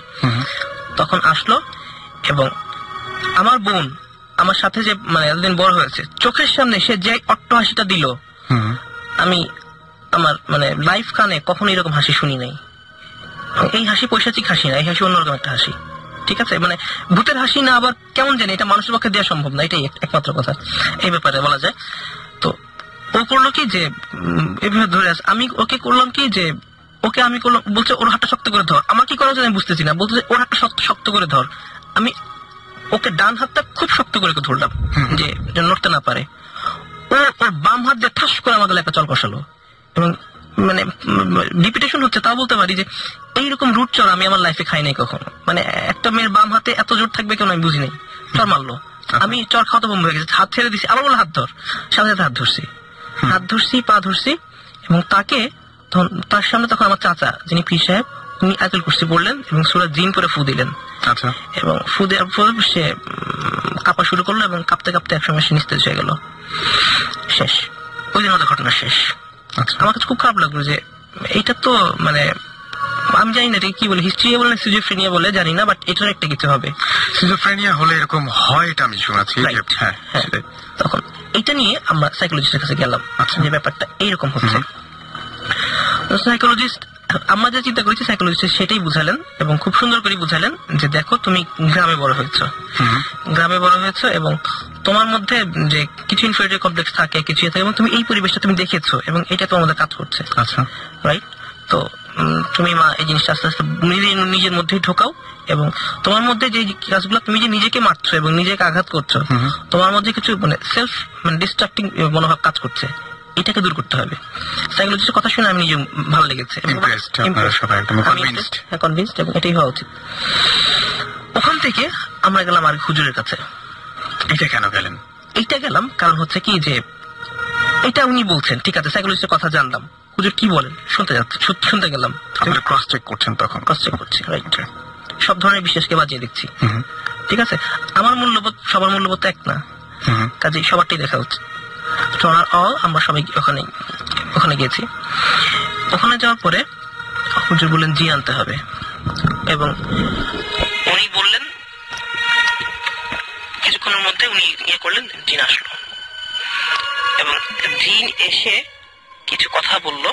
যে জিন আসলো এই ব্যাপারটা আপনারা চেঞ্জ হয়ে গেছে এবং সে পুরো হিপনোটাইজ টাইপ, এবং তার গলার স্বর ওই সেই হাসি মাঝে মধ্যে আসছে, তার গলার স্বর তার স্বাভাবিক স্বর নাই, বলবো না যে কোনো ভৌতিক স্বর, তার স্বর না ওটা, এবং তার কথা বলা, এবং সে কিছু কথা বলেছে না আমার এটা তার বলার কথা না, সে পড়াশোনা করেছে কতটুকু এবং সে বলছে কি এবং অনেক কিছুই বলছে যেটা তার বলার কথা না এবং তার জানার কথাও না। আমি এখানে একটু ইন্টারাপ্ট করবো, আমাদের সেকেন্ড গেস্ট যিনি আছেন জি। এখনো তার কাছে আমার যায়নি, কিন্তু ওনারও এরকম ঘটনা আছে এবং উনিও কিন্তু এই যে গলার স্বর টর এই সমস্ত নিয়ে বলবেন, এই ব্যাপারগুলো কি আসলে চেঞ্জ হয়ে যায় এবং মিলে যাচ্ছে। আমি কিন্তু অনেক ঘটনাটা আপনার জাস্ট শো শুরু হওয়ার আগে একবার শুনেছি এবং সেম এই ব্যাপারটা ঘটে। আচ্ছা, সো সেটাই বলছেন আপনি একদম আসলেই তাই ব্যাপারটা, তাই আমি দেখেছি যেটা। তো ওর পরে আমরা বাসায় আসলাম, বাসায় আসার পরে আমরা 1 মাস চেষ্টা করেছি, মানে তাকে বাইরে নিয়ে যাওয়া হয়েছে, আবার আনা হয়েছে, এবং ওই মানে সাইকোলজিস্টের যে ব্যাপারটা, সাইকোলজিস্ট কাজ করছে না। এবং আমাদের বাসায় যখন আসলো তখন একদিন হলো বিকট অবস্থা, মানে ইয়ে করছে না। তখন আমার চাচা বললেন জিনকে মেরে ফেলা খুব খারাপ কাজ, এটা করা উচিত না, কিন্তু আমার মেয়েকে 1.5 মাস ধরে বা এটা যেটা হচ্ছে এটা সহ্য করা যায় না, আজকে আমি এই জিনটাকে মেরে ফেলবো, দ্যাট মিনস পুড়িয়ে ফেলবো। তো এটা কিভাবে সম্ভব? তখন চাচা বললেন যে ওকে নাচ পড়া দিতে হবে। নাচ পড়াটা কি জিনিস ওই দিন আমি দেখলাম যে খুব সম্ভব ছিল নাচ বা এমন একটা কিছু, ওটা একটা তাবিজের মধ্যে রাখতে হয়, ওটাকে সর্ষে তেলে রাখতে হয় এবং এটাকে পুড়িয়ে ফেলে পুরানোর সময় কাগজটা তার নাকে ধরতে হয়, এবং এই নাককে যখন এই ধোঁয়াটা যাবে এবং এই ধোঁয়া শুনে আস্তে আস্তে জিন মরে যাবে। আচ্ছা, ওই দিন আমি যখন জিন আসছে ঠিক আছে, তখন কিছুটা আমরা ইউজ টু 1 সপ্তাহ, এবং তাকে তো আমরা শক্ত, মানে সে যখন জিন আসছে তখন মানে আমি তাকে প্রথমবার ধরতে খুবই লাগছিল যে আমার খারাপ হয়ে গেছিল, আমার বোন আমার সাথে বড় হয়েছে, তাকে এইভাবে আমি ধরবো, মানে এইভাবে তাকে জোর করবো, সে কাটা ছাগলের মধ্যে ঝটপট করবে, আর এটা দেখতে হবে। তখন আমার কোনো মানে তাকে বাঁচাতে হবে, কারণ সে মানে এটা হলে সে অনেক মানে যাই হোক মানে সে নিজেকে মানে ইয়ে করুক, নিজের উপর অত্যাচার করে। তো তাকে আমি শক্ত করে ধরছি, বাসায় যারা ছিল সবাই ধরছে, ইয়ে করছে, এবং আস্তে আস্তে আমার চাচা ওই জিনিসটা পুরায় নাকের কাছে দিছেন। ও একটা ঝটকা দিল, আমি ছিটকায় পড়লাম। আপনি আমাকে দেখছেন মনে হয় সামনে, মানে একেবারে দুর্বল না আপনার নাই, আমি বুঝতে পারছি। মানে ওই সময় যে শক্তিটা ভর করেছিল সেই শক্তির কাছে আমার মনে হয় স্টিল আপনি কিছুই না। আচ্ছা ঠিক আছে, হ্যাঁ আমি বলতে চাচ্ছি উল্টা কথাটা, এত দুর্বল আমি না যে একবার কেউ ঝটকা দিয়ে আমাকে ফেলে সম্ভব না। হ্যাঁ সেটা সম্ভব না, মানে আমার পক্ষে সম্ভব না। যাই হোক, তো আমরা সবাই মিলে তাকে ধরলাম, ধরার পরে এই তার মুখে মানে নাকে আস্তে আস্তে এই নাচ পড়া দেওয়া শুরু করলো, এবং সেটা তার চিৎকার, মানে আপনি যদি রেডিও ফুর্তিতে চিৎকার দেওয়া হয় আমার মনে হয় যে মানে কোনো মাইক ছাড়াই সবাই শুনবে, সমস্যা নেই, সবার কোন সব লিসনার শুনবে, এইভাবে চিৎকার সে করছিল। তো এই করার পরে তখন সে বলল জাস্ট শাট আপ, মানে জিন বলছে দাঁড়াও, আমি দাঁড়াও আমি যাচ্ছি, তোমরা কেন আমাকে এটা করতেছো? তখন চাচা বললেন তুই কেন তুমি ধরে আমাকে যন্ত্রণা করতেছিস? তখন বললো অমুক আমাকে মানে মন্ত্রণা দিচ্ছে, অমুক লোক, আমার জিনটা তো খারাপ ভালোর মধ্যে আছে, কিন্তু তাও অমুক বলছে দেখে আমি আসছি এখানে। অমুক কেন বলছে? অমুক বলছে এই কারণে বলছে, জিন বলতেছে তার গলায়, আমার বোনের গলায়, মানে বোনের ইয়ের থেকে, মুখ থেকে। ঠিক আছে তুই এখন যেতে হবে, তোকে এখন যেতে হবে। আমি যাবো না, তোকে যেতে হবে না, আমি তোকে পড়ে ফেলবো। বলছে না পড়াবি না। তখন আস্তে আস্তে নাকে ধোয়া দিছে এবং আবার চিৎকার এবং চোখ হলুদ থেকে লাল হয়ে গেল, জাস্ট লাল হয়ে গেল, গলার স্বর পুরো পুরুষালী হয়ে গেল, আমি যাবো না, আমি যাবো না, আমি একদম মানে ছেলেদের মতো। রাইট। ওকে। তখন শেষ পর্যন্ত আধা ঘন্টা এইরকম মানে মানে মরণ কামড়া কামড়ে চিল্লাচিল্লির পরে বললো ওকে আমি যাবো। তখন চাচা বললেন তুই যাবি কিন্তু আমি তোকে যেতে দিব না। বলছে না আমি যাবো, আমাকে ছেড়ে দেন। তখন জিনিসটা সে ডিফেন্ডিং হয়ে গেল জিন। তখন চাচা বললেন যে জিন শেষ পর্যন্ত ঠিক আছে আমি যাবো, বলছে তুই যাওয়ার আগে শর্ত একটা, তোকে আমি যেতে দিব, তুই আমাকে লিখিত দিয়ে যাবি যে তুই আমার মেয়ের কাছে কখনো আসলে আমি তোকে মেরে ফেলবো, এবং এই জন্য জিন সমাজ আমাকে কোনো ক্ষতি করতে পারবে না বা আমার চেনা জানার মধ্যে কোনো ক্ষতি করতে পারবে না। ঠিক আছে আমি লিখিত দিই। আমি এই আমার বোন তো লিখতে পারে সবকিছু জানে, আমি করলাম কি সে শুয়ে আছে, শুয়ে থাকার অবস্থায় তার বাম হাতে কলম দিলাম এবং শুয়ে থাকা অবস্থায় তার ঘাড়ের কাছে কলম দিলাম। আপনি চেষ্টা করে দেখেন ঘাড়ের কাছে আপনি যে হাতে লিখেন তার উল্টা হাত দিয়ে তখন লিখতে পারবেন, মানে শুয়ে আছে মাথার কাছে লিখছে, মাথার কাছে লিখছে। সে কলমটা ধরলো আপনার উল্টো পুরো জিনিসটা হাতটা বেন্ড করে মাথার পেছনে নিয়ে যেয়ে তারপরে ওইভাবে লিখছে। রাইট। তখন মানে একটা মানুষ যেভাবে মানে ইয়ে ধরে মানে স্লোগান দেয়, তখন যেভাবে কলম ধরে মানে মোটা ধরে সেভাবে সে কলমটা ধরলো এবং ধরার পরে সে খসখস করে লিখে গেল, আমার নাম বিশ্ব, আমি মাছিয়াতার আম গাছের ডালে থাকি, আমি প্রতিজ্ঞা করছি আমি এই মেয়েকে আর কখনো টাচ করবো না, মানে এই মেয়ের শরীরে ভর করবো না, এবং যদি কখনো করি তবে আমার মৃত্যুর জন্য জিন সমাজ দায়ী থাকবে না। বিশ্ব তুই হিন্দু? জি। তো গরুর মাংস খাওয়া দিই? না। খাওয়াই একটা হাড্ডি আন। না, খাবো না। শেষ পর্যন্ত বললাম চলে যাচ্ছে, আমাকে ছেড়ে দেন, আমাকে টর্চার করেন না প্লিজ। না, তোকে গরুর মাংস খেতে হবে না। এই করতে করতে আমার বোন দেখলাম যে তখন চাচা ইয়ে করলেন যে আমার মেয়ে তো এখানে হ্যাম্পার হচ্ছে, সে তো কাঁপতেছে, মানে গরু কাটা কাটা গরুর মতো, তাকে ধরে আছে আমরা সবাই। তারপরে কি করলো, সে তারপরে মানে ধস করে পড়ে গেল জিনিসটা, ওই বিশ্ব চলে গেল। এবং এখানে মানে ক্লাইম্যাক্সের শুরু চলে গেল। আমার বোন উঠলো, সে পুরো বিধ্বস্ত, কারণ এতটা শক্তি তার শরীর থেকে তো গেছে, এই এনার্জিটা এইরকম ভাবে সে এনার্জি দিছে, সে পুরো বিধ্বস্ত। এবং ওই ঘটনা দেখে তার আগের দিন আমাদের বাসায় যে মেয়েটা কাজ করতো, সে থাকতো স্থানীয় লোকাল বুয়া আর কি, ওই মহিলা চলে গেল। সম্ভব না এখানে থাকা। এবং আমার বোন গেল, সে তখন আমরা বলে দিলাম যে প্লিজ বাড়ি থেকে একটা মানুষ পাঠানো হোক হেল্প করার জন্য, টাকা সেরা মানুষের খুব সমস্যা, এভাবে মানুষ হলো সম্ভব না। ওই দিনই যেই লোকটা নিয়ে গেল, বোনকে আমার চাচা নিয়ে গেলেন, ওই গাড়ি দিয়ে মেয়েটাকে নিয়ে আসলো। এবং বলা হইলো যে এই ঘটনাগুলো কাগজে বলা না হয়, কারণ এই ঘটনাগুলো আমাদের বাসায় ঘুরছে না, অনেকেই ভয় পাবে, আসবে না। এবং আমরা একটা অদ্ভুত ব্যাপার নিয়ে যে জিনিসটা কখনো বিশ্বাস করতাম না, সবসময় গল্পের বইয়ে পড়তাম বা বিভিন্ন ছোটবেলা থেকে ভূতের বইয়ে পড়তাম, সেই জিনিসটা বাসার মধ্যে ঘুরছে। আমার পাশের বাসা আমার বোনকে জিনে ধরছে, আমাদের কাছে তখন মতো অ্যাবসার্ড ঘটনা।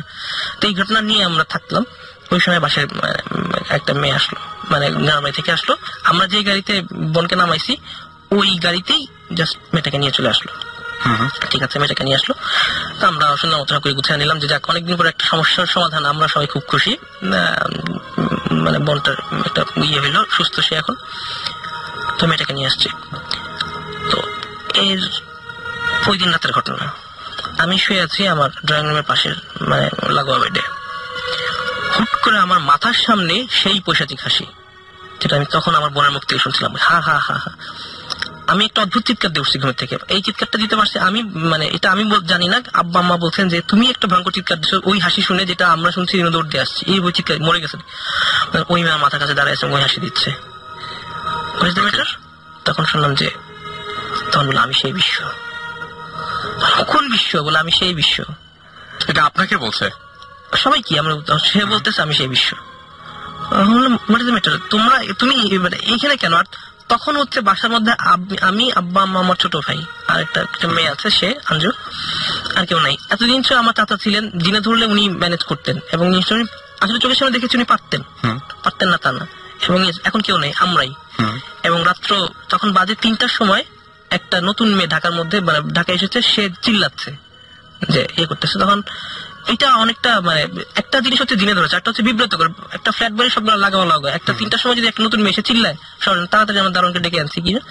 তখন সে বলতেছে যে আমি সেই বিশ্ব এবং আমি যাবো না, এই বাসার সবাই আমি খাবো। ঠিক আছে, এই বাসায় আমার যন্ত্রণা দেওয়া হয়েছে। আমরা সব আতঙ্কে ফ্রিজ হয়ে গেছি। এই 3টার সময় জাগানোর কিছু না, শুধু দারোয়ান কেন নিয়ে আসছি, দেখেন অবস্থা কি হচ্ছে এখানে। বারবার বলতেছি যে কি আমাদের তো এখন, আমি যতটুকু পারতেছি সবাই আয়াতুল কুরসি পড়তেছি এবং করতেছি, এবং ওই মেয়ে বারবার বলতেছে আয়াতুল কুরসি পড়বি না। আমি বুঝতেছি তার কুরসি পড়তেছি কিন্তু পড়বি না, কেউ পড়বি না। অনেক কি এর পরে রাত 2 ঘন্টা সে হাসতেছে, কাঁদতেছে, গড়াগড়ি হচ্ছে, চিল্লাচ্ছে, কেউ কিছু করার নাই। এবং ওই মেয়ের মাকে ফোন করছে যে আপনার মেয়ের সমস্যা, কোনো সমস্যা নেই, জীবনে যেন কিছু করে না, কেন করবে এটা? বিশ্বর কথা সে, মানে বিশ্ব কি আমার হচ্ছে না কিছু না, বাদ দেন।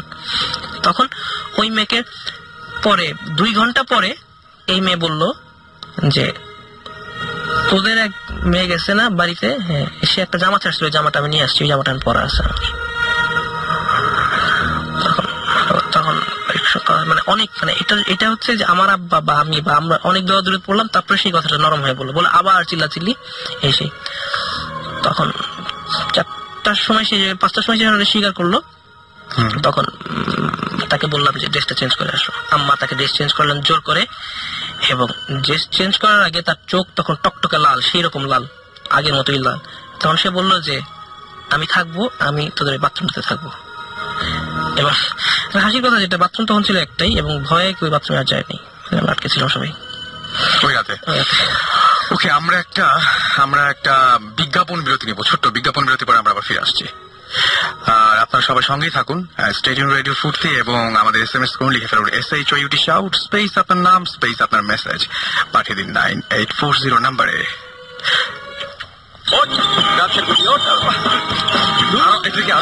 লাখ টাকা দিলে উঠাতে পারবি, 2 টাকা দিয়ে জাগিয়ে দিচ্ছি। কি 2 টাকা? এই দেখ, নেসক্যাফে এখন মাত্র 2 টাকা। হ্যাঁ, নেসক্যাফে এখন মাত্র 2 টাকায়।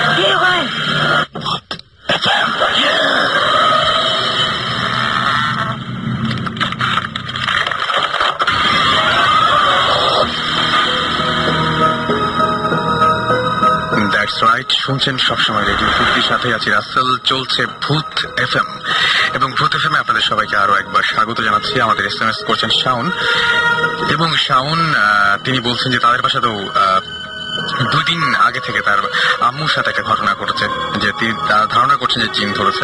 ওকে, আর অনেকে আমাদেরকে এই ঘটনাটা শোনার পরে অনেকে তাদের রিয়াকশন গুলো দিয়েছেন। সেই সমস্ত রিয়াকশনের মধ্যে কিছু রিয়াকশন যারা দিয়েছেন তাদের নাম পড়ছে। সেটা হচ্ছে শান্তু আবার এসএমএস করেছেন আমাদেরকে, এসএমএস করেছেন মাহমুদ, তানিয়া, পিয়াস, জুয়েল, এসএমএস করেছেন আমাদেরকে শেউতা, এসএমএস করেছেন সুব্রত, এসএমএস করেছেন ফাহাদ, হানিফ, এছাড়াও এসএমএস করেছেন তৌসিফ, আকাশ, শিশির, এসএমএস করেছেন জাহিদ, ওল্ড টাউন, এসএমএস করেছেন আমাদেরকে, এছাড়াও অনিপান, অনিপান, মিরাজ সহ আরো অনেকে। যাই হোক, আমরা আগে যে গল্পটা শুনছিলাম সেই গল্পে আবারও ফিরে আসবো। তার আগে আমাদের যে আরেকজন গেস্ট রয়েছেন, আমরা তার সাথে একটু কি বলবো, তার সাথে একটু কথা বলে আসি এবং তার কিছু অভিজ্ঞতা আমরা শুনে আসি। আচ্ছা, কি ঘটনা ঘটেছিল আপনাদের? ঘটনার একটু ব্যাকগ্রাউন্ডটা বলবেন যে কি হয়েছিল। আপনার নামটা একটু আমি মোহাম্মদ রবিউল ইসলাম বলছি। আমি একটা আমরা রবিউল ইসলামের একটা কথা বলি যে রবিউল ইসলাম উনি যেটা আমরা করতে চাচ্ছি সেটা হচ্ছে যে উনি তার পরিচয়টা সম্পূর্ণ আমরা দিতে চাচ্ছি না, পুরোপুরি পরিচয়টা দিব না, আমরা শুধু নামটুকু বলেই শেষটা করব। এটা তার আসার আগে একটা কন্ডিশন ছিল, সো সেই কন্ডিশনটা আমরা রাখলাম। Thank you. Okay, thank you, you are most welcome. ঘটনাটা শুরু আমার দাদির কাছ থেকে। আমরা ছোটবেলাতে আমরা শুনি, বেসিক্যালি আমার দাদি যখন বিয়ে হয়ে আসেন সেই সময় তার উপর জিন পজেস হয়, যেটা আমরা যে বয়সটাতে শুনি ওই বয়সটাতে আসলে একজন বলা যায় যে শিশু বা শিশু থেকে কিছুটা বেশি ওই বয়সে পজেস হওয়া কি বা এই জিনিসগুলো আমাদের মাথায় ছিল না। ওকে, তো ফাইনালি আমরা যখন এর কিছু কিছু সিকোয়েন্স যখন আমরা প্র্যাকটিক্যালি দেখতে থাকি, তখন আমরা জিনিসগুলো নিয়ে একটা আতঙ্কগ্রস্তের ভেতর দিয়ে আমরা যাই। যেমন আমার হোম ডিস্ট্রিক্ট হচ্ছে পাবনা, আমি বর্ণ বটপ সবই আমার ঢাকায়। তো আমার দাদি যখন আসতেন। আচ্ছা, একটা কথা বলি, আপনার দাদির কথা বলছি, আপনার দাদি পজেসড হয়েছিলেন। আচ্ছা, একটু আগে খালেদ ভাইয়ের সাথে আমরা কথা বলছিলাম এবং খালেদ ভাই বেশ কিছু ঘটনা বললেন, কিছু কিছু সিমিলারিটিজ আছে, রাইট? রাইট, একদম। হ্যাঁ, আমি খালেদ ভাইয়ের বেশ ঘটনাটা শুনলাম। ওখানে আসলে অনেকগুলো সিকোয়েন্স আমার সাথে মিলে, যেমন চেহারা একটা পর্যায়ে গিয়ে যখন প্রসেস হয় তখন চেঞ্জ হয়ে যাওয়া, এন্ড চেহারাটা বিকৃত হয়ে যাওয়া, গলার স্বর একটা মহিলার কিভাবে পুরুষে পরিণত হয়, এটা আমি খুব ছোটবেলাতে দেখছি। এবং ওখানে একটা খালেদ ভাই খুব ইম্পর্টেন্ট কথা বলেছেন, যখন নিজেদের ফ্যামিলির কারো হয় তখনই মানুষ ফিল করে আসলে ব্যাপারটা কত যন্ত্রণাদায়ক। আমি এখানে একটা একদম কি বলবো যে একেবারে অপ্রাসঙ্গিক হবে না পুরোপুরি, সেই এরকম একটা ঘটনা বলবো যে আমার বেশ কিছুদিন আগে, এই তো গত বছরের কথা, যে গত বছরে আমার একজন ডাক্তারের সাথে দেখা হয়েছিল একদম ওটির বাইরে। আমি জানতাম না তিনি ডাক্তার, আমি জানতাম তিনি ডাক্তার, এবং তার একজন আত্মীয়র অপারেশন চলছিল ভেতরে, ওপেন হার্ট সার্জারি হচ্ছিল, এবং সে সেই মুহূর্তে বললো যে আমি নিজে একজন ডাক্তার এবং আমাকে ওটিতে থাকতে হয় সবসময়। আমি নিজে কোনোদিন এরকম ফিল করিনি সামহাউ, আমি ডাক্তার হবার পরে এটা আমার কোনো আত্মীয়র প্রথম অসুস্থতা এবং এত বড় একটা অসুখ, এবং আজকে ওটির বাইরে দাঁড়িয়ে আমি বুঝতে পারছি যে বাইরের মানুষগুলো কত টেনশনে থাকে। তো এরকমই হয় আসলে, যখন ফ্যামিলির মধ্যে কারো এরকম সমস্যা হয় তখন তারাই শুধু বুঝতে পারে যে ঘটনাটা কি। আমরা শুনে হয়তো বিশ্বাস করতে চাই বা বিশ্বাস করতে চাই না, অনেক সময় হাসি, অনেক সময় হেসে উড়িয়ে দিই, অনেক সময় গল্পের মতো লাগে। বাট আমি বলবো যে কারোর উপরে কোনো কিছু চাপিয়ে দিচ্ছি না, জাস্ট যারা গল্পটা বলে তারা বা ঘটনাটা শেয়ার করে তারা প্রচন্ড আন্তরিকতার সাথেই শেয়ার করে। সো শুনে আপনাদের মতামত, সেই মতামতটা আপনার আন্তরিকতার সাথে দেবেন আশা করবো। ওকে, আমরা শুনি। ঘটনাটা শুরু বেসিক্যালি আমার থেকে। কিরকম, আমার দাদি যখন ঢাকায় আসছেন আমাদের বাসায় বেড়াতে, উনি মাসখানেক থাকতেন, আসতেন 6 মাসে একবার 2বার আসতেন, বছরে 2-3বার আসা যাওয়া করতেন। তো আমার দাদি আমার দেখা মতে, আমি জন্মের পর থেকে আমি কখনো দেখিনি তাকে নামাজটা কাজা করতে, এবং তিনি খুব প্রচন্ড রকমের একজন পরিষ্কার পরিচ্ছন্ন এবং খুব সুন্দরী মহিলা ছিলেন। তো বর্তমানে তিনি জীবিত নেই। তো একদিন দুপুরবেলা আমার স্কুল থেকে আমি এসে আমি তার সাথে যখন খেতে বসি, তো আমি ছোট, আমরা 3 ভাই বোন, তখন আমরা একসাথে বসে খাচ্ছি। তো একটা পর্যায়ে কেউ খেয়াল করেনি বিষয়টা, একটা তরকারি আমি আমার দাদিকে দেই আমার প্লেট থেকে তুলে, যে আমি ওনার প্লেটে দেই, বাট আমি তখন বুঝতে পারিনি যে কত বড় একটা ভুল করলাম আমি। তো আসরের নামাজে দাদি দাঁড়ালেন, আমি খেলতে গিয়েছিলাম, খেলা শেষে এসে দেখলাম যে মাগরিব শুরু হবে। ইন দ্য মিন টাইম আমার দাদি জায়নামাজের উপরে শুয়ে, মানে হিস্টেরিয়াগ্রস্ত রোগীদের, মানে ভাই আপনি দেখছেন কিনা বিষয়টা, মানে শরীরে খিচুনি দেয়, বাট এই খিচুনিটা একটু ডিফারেন্ট, মানে একটু কেমন যেন একটু অ্যাবনর্মাল। দেখলাম যে তার হিস্টোরিয়াগ্রস্ত রোগীর কিন্তু একটা জিনিস হয়, আমি সোফার জানি, যে মুখ থেকে লালা বের হয়, কিন্তু আমার দাদির কোনো লালা বের নেই। তার চোখগুলো একদম বড় বড় হয়ে গেছে, যেটা তার চোখ কখনো তো বড় না, এবং সে মানে পুরুষ কণ্ঠে গোঙানির শব্দ করছে, তো এবং তার চোখ প্রচন্ড রকমের একটা লাল একটা আভা তার চোখ থেকে বেরোচ্ছে, এবং যে ওই চোখের দিকে তাকাবে মানে সে স্থির থাকতে পারবে না, এটা কোনো মানুষের চোখ হতে পারে না। ওকে, তো আমার বড় 2 বোন, আশা করি তারাও হয়তো শুনছে। তো আমি কি করলাম, আমরা 3 ভাই বোন, আম্মা আমাদেরকে একটা খাটে উঠিয়ে আমাদেরকে বললো যে তোমরা এখানে চুপ করে থাকো, কোনো ভয়ের কিছু নাই, তোমরা শুধু আল্লাহ আল্লাহ করো। আমার বাবা আর মাকে আমি দেখলাম আমার দাদিকে জোর করে খাটে ধরে রাখতেছে, তাকে ধরে রাখা যাচ্ছে না, সে উঠে যাচ্ছে।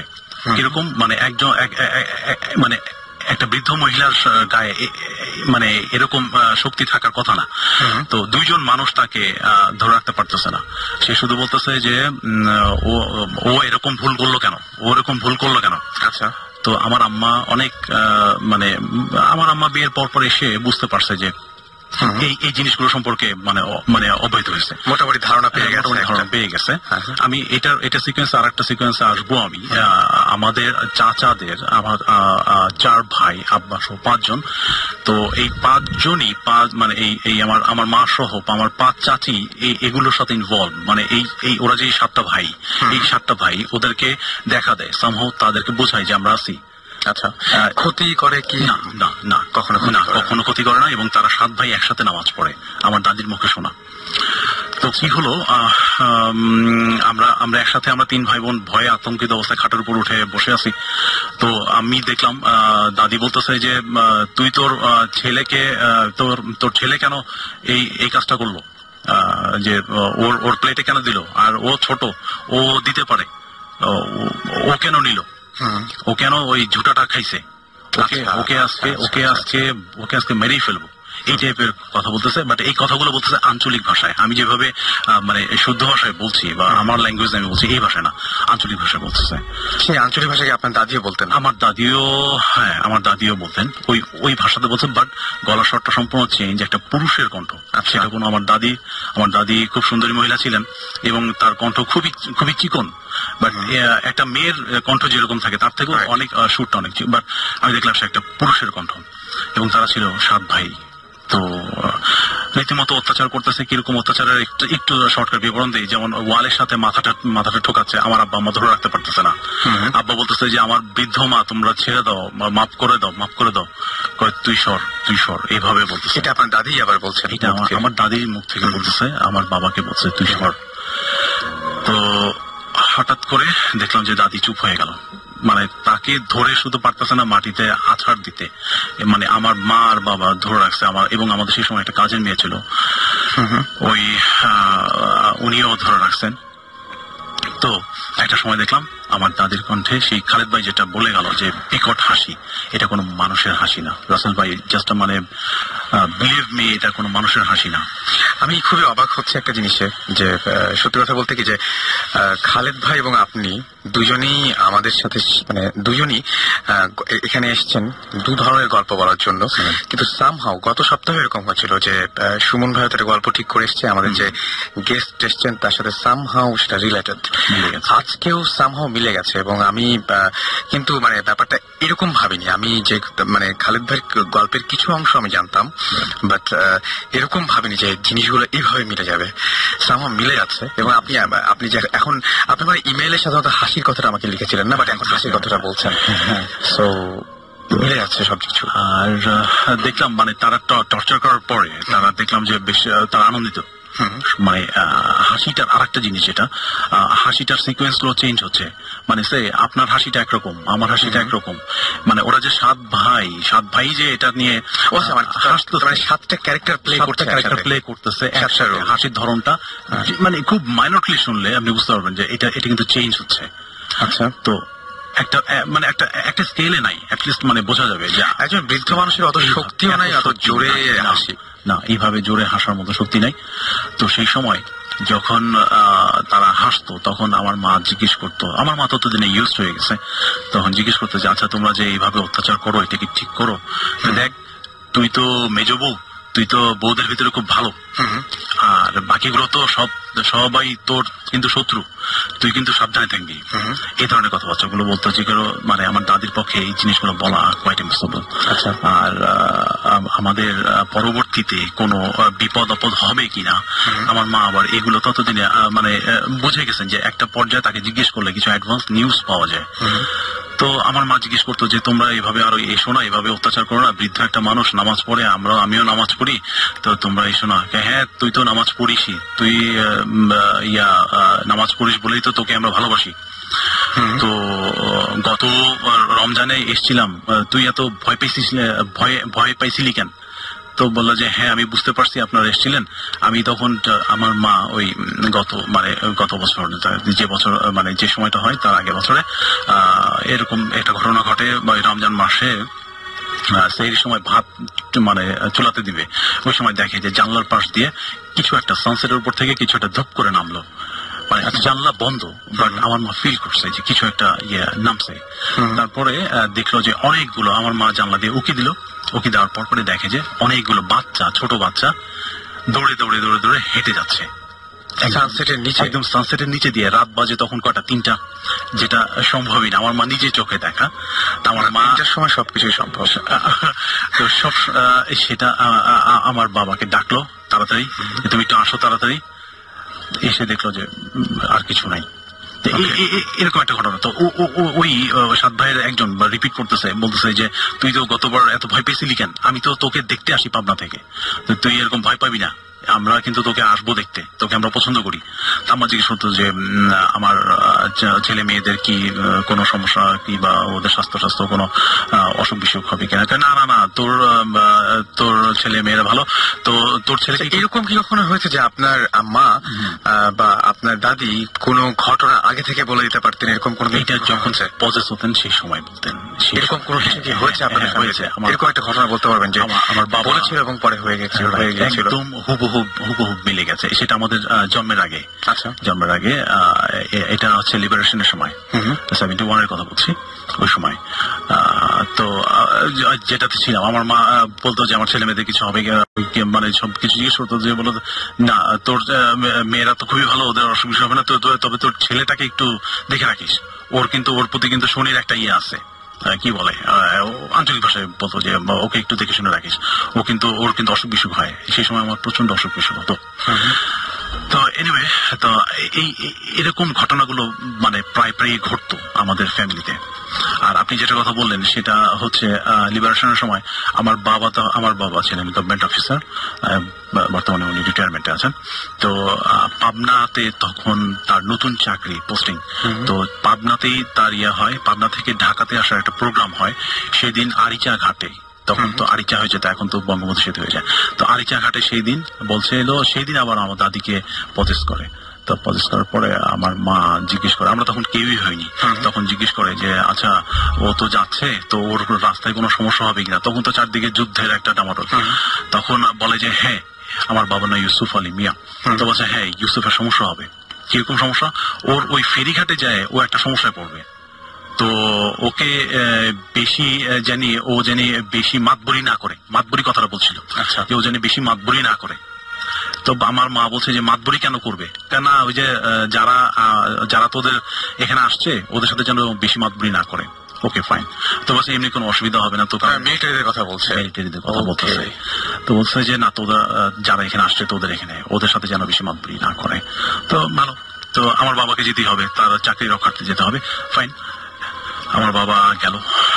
যাওয়ার পরে ঠিক আরিচাঘাটে তাদের বাসটা থামাই দেওয়া হয়। বাসে ছোট বাচ্চারা কাঁদতেছে, মানে খুব মানে অনেকক্ষণ 4-5 ঘন্টা আটকে রাখছে, বাস থেকে নামতেও দিচ্ছে না। গেটের সামনে বন্দুক নিয়ে দাঁড়ায় আছে ওই পাক সেনারা।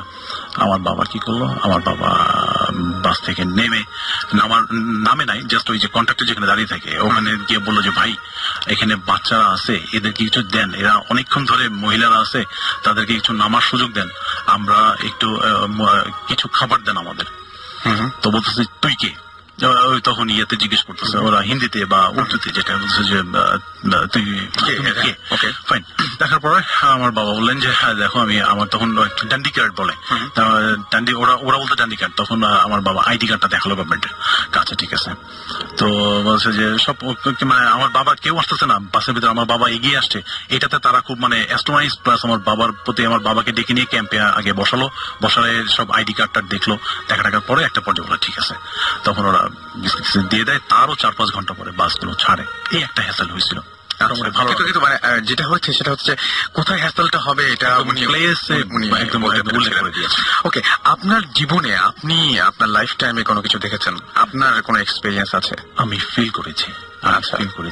আমরা এখন যে বাসাটাতে থাকি, আমার বোনদের বিয়ে হয়ে গেছে, আমি আম্মার সাথে আছি, আব্বা আম্মার সাথে আছি, বাট পাশের একটা ফ্ল্যাটে আমাদের 4টা রুম। এই 4টা রুমের ভিতরে একটা রুম আছে যে রুমে আমাদের মানে বোঝা যায় যে somebody living is over there, somebody এক্সিস্টেন্সটা মানে বোঝা যায়। কেমন বোঝা যায়? কারেন্টটা চলে গেল, কারেন্টটা চলে যাওয়ার সাথে সাথে চেয়ারে একটা খট করে একটা শব্দ হলো, মনে হলো যেন ওই চেয়ারটাতে কেউ একজন বসেছিল। আচ্ছা, ওই চেয়ারটাতে কেউ বসেছিল। তারপরে আমাদের ওই রুমটাতে আমাদের ডিপ ফ্রিজটা আছে, ডিপ ফ্রিজটা আপনি উপরে উঠিয়ে যখন ঢাকনাটা লাগাবেন খট করে একটা শব্দ হলো, মনে হলো কেউ যেন এটা যেন লাগাচ্ছে, মানে একটা এক্সিস্টেন্স বোঝা যায়। বাট ওরা কিন্তু আমাদের কোনো ক্ষতি করে না। কিন্তু এরকম ঘটনা আপনাদের মানে কারেন্ট চলে গেলে হয় নাকি? কারেন্ট থাকা অবস্থাতে কখনো শুনেছেন? আপনি একা শুনেছেন নাকি সবাই শোনে? আমার ফার্স্ট অ্যানিভার্সারিতে আমরা সবাই মিলে গেস্টরা চলে গেছে, আমরা গিফট করতেছি, রাত 12টা-1টা মতন বাজে। সেই সময় আমার ওই যে একটু আগে বলেছিলাম যে আমার চাচিদেরকে সবাইকে দেখায় যে আমরা আসি, আমাদের এক্সিস্টেন্সটা ওরা বুঝায়। তো আমার চাচিদের পরবর্তী জেনারেশন হচ্ছে আমাদের চাচাতো ভাই বোনরা, তো ভাইদের ওয়াইফদের মধ্যেও কেউ কেউ তাদেরকে সরাসরি দেখছে। ওকে, আমার বড় চাচার বড় ছেলে উনি তার ওয়াইফ এটা কি দেখেছিলেন সেটা জানার আগে আমরা একটা ছোট্ট একটা ব্রেক নেব, একটা বিজ্ঞাপন বিরতিতে যাই না, একটা বিজ্ঞাপন বিরতির পরে আমরা ফিরে আসছি একটু পরে। So stay tune to radio ফুর্তি, কোথাও যাবেন না।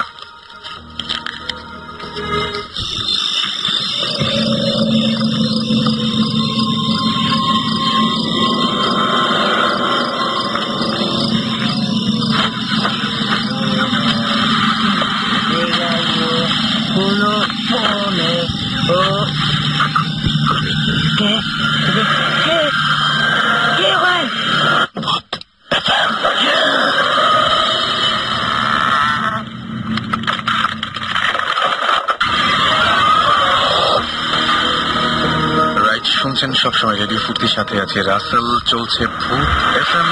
এবং আমাদের প্রথম যে ঘটনাটা আমরা শেয়ার করেছিলাম সেই সময় অথই আমাদের SMS করে জানিয়েছিলেন যে স্টোরিটা তার কাছে অনেক ভয়ঙ্কর লেগেছে। অলরাইট, সুমন আমাদের লিখেছেন খুব ভয়ানক ঘটনা, আপনারা অনেক সাহসী। আমাদের প্রথম যে দুজন গেস্ট ছিলেন তাদেরকে বলেছেন।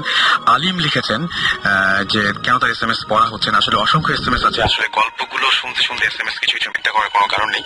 আচ্ছা, তার একটা এক্সপেরিয়েন্স আছে, তাদের গ্রামে তার ঘরে প্রতিদিন অচেনা একটা গাছের পাতা পাওয়া যায়, মানে তিনি জানেন না এটার মানে কি। ওকে, আমার যেটা মনে হয় যে আপনি মেইল করে আপনাদের পুরো ঘটনা যদি একটু ডিটেল বলেন তাহলে ভালো হয়। সেটা হচ্ছে মেইল করার আমি অ্যাড্রেসটা দিয়ে দিচ্ছি, bhutfm@radiofurti.fm, BHOOT ভূত FM @radiofurti FORTI এখানে আপনি ইমেল করতে পারেন, এবং ইমেল করার সময় অবশ্যই আপনার নাম, ঠিকানা এবং ফোন নাম্বার, এই তিনটা অবশ্যই অ্যাড করতে ভুলবেন না। আর ডক্টর জাহিদ আমাদের লিখেছেন যে আমি চ্যালেঞ্জ করলাম যে সমস্ত ঘটনাগুলো হচ্ছে সেই সমস্ত ঘটনাগুলো সায়েন্টিফিক ব্যাখ্যা তার কাছে রয়েছে, এবং তিনি বলছেন যে অ্যাকচুয়ালি ভূত বলে তো কিছু নেই, এবং তিনি বলছেন যে যে কোনো প্রবলেম তিনি দূর করে ফেলতে পারেন। আমি আপনার সাথে একেবারেই একমত হচ্ছি না, কারণ আপনি ব্যাখ্যা করবেন সায়েন্স দিয়ে। সায়েন্স আর এই প্যারানর্মাল যে সমস্ত ব্যাপার স্যাপার, সেই সমস্ত ব্যাপার স্যাপারকে আসলে মানে একটাকে দিয়ে আরেকটা যদি আপনি একটা জাজ করতে চান, তাহলে এটা সবচাইতে বড় ভুল কাজ হবে আমার মনে হয়, কারণ সায়েন্সের এটা ভাবার মতো কোনো সাবজেক্টই না। ওকে, সো আমার মনে হয় যে না, জিনিসটা আমরা আসলে ওইভাবে চিন্তা করছি না। আমরা যেটা চিন্তা করছি যে কিছু ঘটনা, সেটাকে অবশ্যই আমরা সায়েন্স দিয়ে বা বিচার করার জন্য আমরা এখানে একদমই কেউ চেষ্টা করছি না। আচ্ছা, যাই হোক, আমাদের সাথে যিনি এতক্ষণ কথা বলছিলেন তার সাথে আমি মাঝখানে থামিয়ে দিয়েছিলাম এবং আমরা একটা ব্রেক নিয়েছিলাম। আমরা তার কাছে আবার ফিরে আসবো। প্লিজ, আপনার যে ঘটনাটা বলছিলেন সেইখান থেকে আবার আসি। Thank you, fine. আমার বড় চাচার বড় ছেলে, ইনফ্যাক্ট আমাদের বংশের বড় ছেলে, বড় ভাই, সম্মান করি তাকে সবাই আমরা। তো ওনার ওয়াইফ নতুন বিয়ে হয়েছে, তো গ্রামের বাড়িতে গেছেন। আমাদের একটা বড় একটা পুকুর আছে বাড়ির পেছনে, ওই পেছনটাতে আমাদের বেশ অনেকগুলো পুকুর, পেছনটাতে বাড়ির মহিলারা ওখানে তারা গোসল করে। আচ্ছা, অনেক পুরাতন পুকুরটা। তো একদিন উনিও গেছে, যাওয়ার পরে হঠাৎ করে দেখলো যে ওখানে 2-3 জন মহিলা গোসল করতেছে। আচ্ছা, উনি কি মনে করে পুকুরটা চেক করে গেল আর কি, যে কেউ আছে কিনা, কেউ থাকলে উনি আর কি নামবে। আচ্ছা, তো উনি কি করলো, উনি বাসার ভেতরে গিয়ে উনার কাপড় চোপড় যা নিচ্ছে সব নিয়ে সাথে সাথে ইটস ম্যাটার অফ 1 মিনিট উনি আবার গেল। আর ওই মহিলারা ওই মানে যে স্টেজে ছিল তাদের 1 মিনিটের ভিতরে ওখান থেকে চলে আসার কথা না, বা তাদের আনুষঙ্গিক যে গোসলের যে পর্যায়ে যে কাজগুলো থাকে সেগুলো শেষ হওয়ার কথা না। উনি এসে দেখলেন পুকুর ঘাট সম্পূর্ণ শূন্য, এবং কিছুক্ষণ আগে যে এখানে যে কেউ যদি গোসল করার যে একটা সিঁড়ির উপরে, আমাদের বড় একটা সানবাঁধানো সিঁড়ি আছে, সিঁড়ির উপরে যে পানিটা নিয়ে সাবান টাবান ইউজ করা যে বিষয়গুলো থাকে, ওগুলো কিছুই নেই, কোনো চিহ্ন নেই। সকাল থেকে এখন পর্যন্ত পুকুরটা ইউজ হয়নি, ওই ঘাটটা কেউ ইউজ করেনি, এরকম ভাবে শুকনো একদম খটখটা। উনি রীতিমতো মানে পুকুরের ওখান থেকে মানে উনি কিভাবে আসছে, উনি পরে আমাদেরকে বলছে যে মানে চিৎকার দিয়ে কাপড় টাপড় হাতে কি ছিল দৌড়ে ফেলে দিয়ে সব উনি বাসার ভিতরে এসে হুমড়ি খেয়ে পড়ছে। এই দৃশ্যটা দেখে এরকম কিছু আছে। ওকে, তাহলে আমরা আরো কিছু ঘটনা জানতে পারবো আশা করছি। তার আগে আমরা একটা ছোট্ট ব্রেক নিব, তাই না? ছোট একটা ব্রেক নিব। ইন দ্য মিন টাইম আপনাদের বলবো যে আপনারা SMS করতে পারেন। আর SMS করার নিয়মটি হচ্ছে শাউট লিখে স্পেস দিয়ে আপনার নাম লিখে স্পেস দিয়ে আপনার মেসেজ লিখে পাঠিয়ে দিন 9840 নাম্বারে। তবে তার আগে আমার একটা ঘটনা আছে, রিসেন্টলি ঈদের মধ্যে হয়েছে এটা। ঈদের মধ্যে বলতে আমি বুঝাচ্ছি যে ঈদের ছুটির পরে মাঝে একটা সময়ে আমার ঘটনাটা ঘটেছে। সেটা হচ্ছে যে এবার জানেন সবাই যে ঈদের একটা লম্বা ছুটি ছিল, তো আমরা কয়েক বন্ধু মিলে আমরা তখন ঢাকার বাইরে একটা জায়গায়, আমি স্পেসিফিক কোন জায়গাটা বলছি না, একটা জায়গায় আমরা হাঁটছিলাম সব বন্ধুরা মিলে একসঙ্গে। তো এই যে হাঁটছি এবং তার মাঝে বিভিন্ন ধরনের ঈদের কথা হচ্ছে যে আমাকে সাথে এবার দেখা হলো, তো আমাকে সাথে এবার দেখা হলো না, ও তো দেশের বাইরে আছে, এই সমস্ত বিভিন্ন বিষয় নিয়ে আমরা কথা বলছি এবং ধীরে ধীরে আমরা সবাই কত ব্যস্ত হয়ে যাচ্ছি এই সমস্ত বিষয় নিয়ে কথা বলছিলাম। আমাদের পেছন দিকে ধরুন যে আচ্ছা আমি বলি যে ধরুন যে এটা পুরনো ঢাকার কোন একটা জায়গা এবং পেছন দিকে নদী এবং আমরা নদীটাকে পেছনে রেখে সামনের দিকে হাঁটছি। তো আমার একটা বন্ধু জাস্ট বললো যে জানিস এইখানে, ওই এলাকার ছেলে, সে বললো যে জানিস এখানে একটা জায়গা আছে, একটা গলি আছে, এই গলিটাতে আমরা সাধারণত কেউ কখনো যাই না, কারণ এই গলিটা আমি ছোটবেলা থেকে শুনে আসছি যে এই গলিতে গেলেই যেটা দেখা যায়, আমার কাছে একটু ফানি লাগলো প্রথমে যে এই গলিটাতে দেখা যায় যে একটা মেয়েকে দেখা যায়, অনেক রাতে আসলে এদিক দিয়ে একটা মেয়েকে দেখা যায়। তার প্রথমে মনে করলাম যে মেয়েকে দেখা যায় এটা কি ধরনের কথা, একটা মেয়েকে। আমি বললাম যে কিভাবে দেখা যায়, তো বলছে যে মাঝে দেখা যায় যে সে দেয়ালের উপরে দাঁড়িয়ে আছে, মাঝে দেখা যায় বসে আছে গাছের উপরে, এরকম ধরনের দেখা যায়। তো বললাম তাই নাকি, কোথায় সেই গলি, কোথায় দেখি।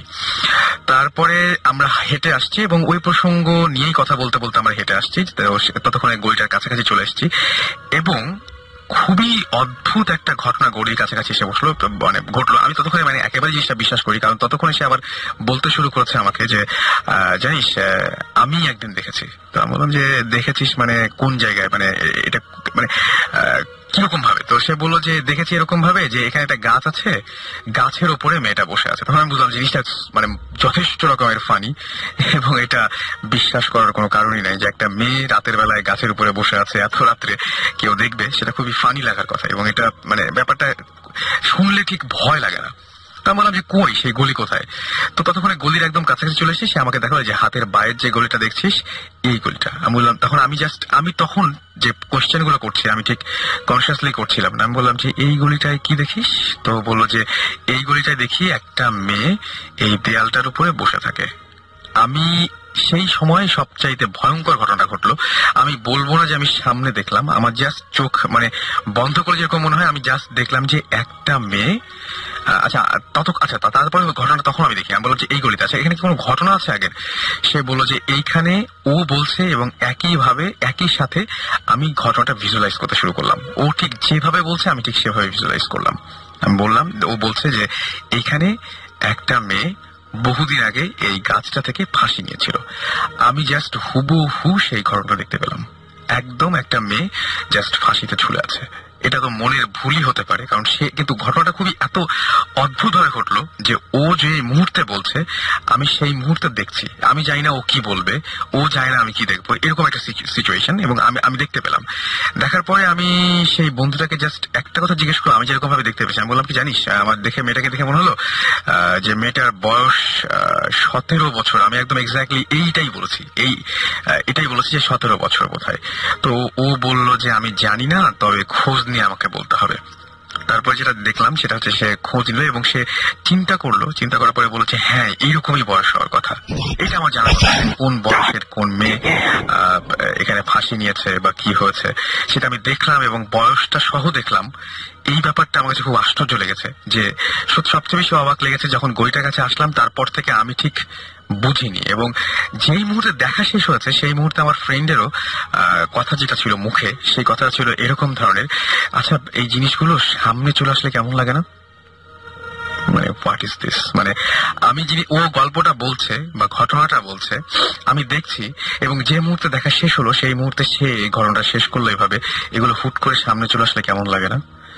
আমি আমার বন্ধুকে বললাম যে তুই যখন ঘটনাটা বলছিলি ঠিক সেই মুহূর্তে আমি জিনিসটা দেখেছি, এবং যখন দেখাটা শেষ হলো তখন ঠিক সেই মুহূর্তে তুই এই কথাটা বললি যে আচ্ছা এটা হুট করে সামনে আসলে কেমন লাগে না? মানে এখনো ভাবতে গেলে আমার গলা শুকিয়ে আসছে। ওই সময় এরকমই এক ভয়ঙ্কর লেগেছিল। আমি ঠিক জানি না যে কতটুকু বুঝতে পারলাম। যে একটা ব্রেক নেই, এবং আমি নিজেও মনে করি যে একটা গান শোনা দরকার এই মুহূর্তে। একটা গান শুনে আসি। ইন দ্য মিন টাইম আমাদের SMS করতে পারেন। নিয়ম তো বললামই, শাউট লিখে স্পেসে আপনার নাম লিখে স্পেসে আপনার মেসেজ লিখে পাঠিয়ে দেবেন 9840 নাম্বারে। যারা ইমেল করতে চান bhutfm@radiofurti.fm এ আমাদের ইমেল পাঠাবেন, অবশ্যই নাম এবং ফোন নাম্বার সহ। ফিরে আসছি একটু পরে। স্টে টিউনড রেডিও ফুর্তি, কোথাও যাবেন না।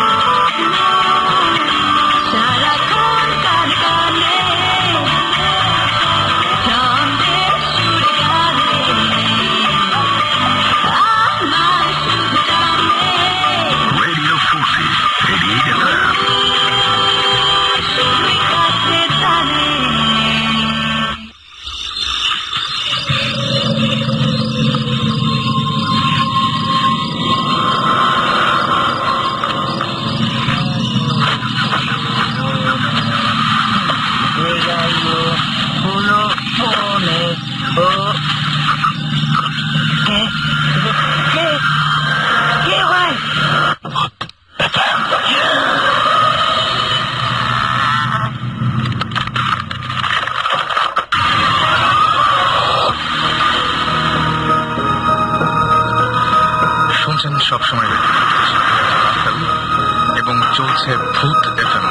ভূত এফএম আপনাদের সবাইকে আমরা স্বাগত জানাচ্ছি। আর এই মুহূর্তে একটা ইমেল পড়তে যাচ্ছি আমি। সেই ইমেলটা হচ্ছে যে আমাকে ইমেলটা পাঠিয়েছে হচ্ছে মুমিত। মুমিত ইমেল পাঠিয়েছেন এবং মুমিত একটা বেসরকারি বিশ্ববিদ্যালয়ে পড়াশোনা করছেন তিনি, এবং আমি তার ভাষায় একটু পড়তে থাকি। তিনি লিখেছেন, আমি থাকি পুরান ঢাকার রাজার দেউরি এলাকায়। আমার সাথে কিছুদিন আগে একটা অস্বাভাবিক ঘটনা ঘটে এবং থার্সডেতে এমনিতে রাস্তায় অনেক জ্যাম থাকে। সেদিন আমার এক ফ্রেন্ড আমাকে নীলক্ষেতে থাকতে বলে বিকেল 4:30টার দিকে। আমি বাসা থেকে বের হই 4টার দিকে, মেইন রোডে এসে রিক্সা খুঁজতে থাকি। এই রিক্সাওয়ালা বলে নীলক্ষেত 80 টাকা, কিন্তু ভাড়া হবার কথা 40 টাকার বেশি না। আমি সামনের দিকে তাকালাম, রাস্তার দেখতে পেলাম অনেক জ্যাম, রিক্সা নিলে অনেকক্ষণ বসে থাকতে হবে এক জায়গায়। তাই আমি হাঁটতে শুরু করলাম এবং আমার ফ্রেন্ডকে ফোনে বলে দিলাম যে 5টার সময় নীলক্ষেত থেকে আমার আসতে দেরি হবে। এরপর আমি হাঁটতে হাঁটতে অনেক দূর আসলাম। পুরান ঢাকার মাহুতটুলিতে আসার পর আমি দেখলাম রাস্তার জ্যাম অনেক কমে গেছে, তাই আমি রিক্সা নেওয়ার ডিসিশন নিলাম। এক ব্লু শার্ট পরা রিক্সাওয়ালাকে বললাম, সে বলল 50 টাকা। আমার একটু রাগ লাগলো যে এত দূর আসার পরেও এত টাকা ভাড়া চায়।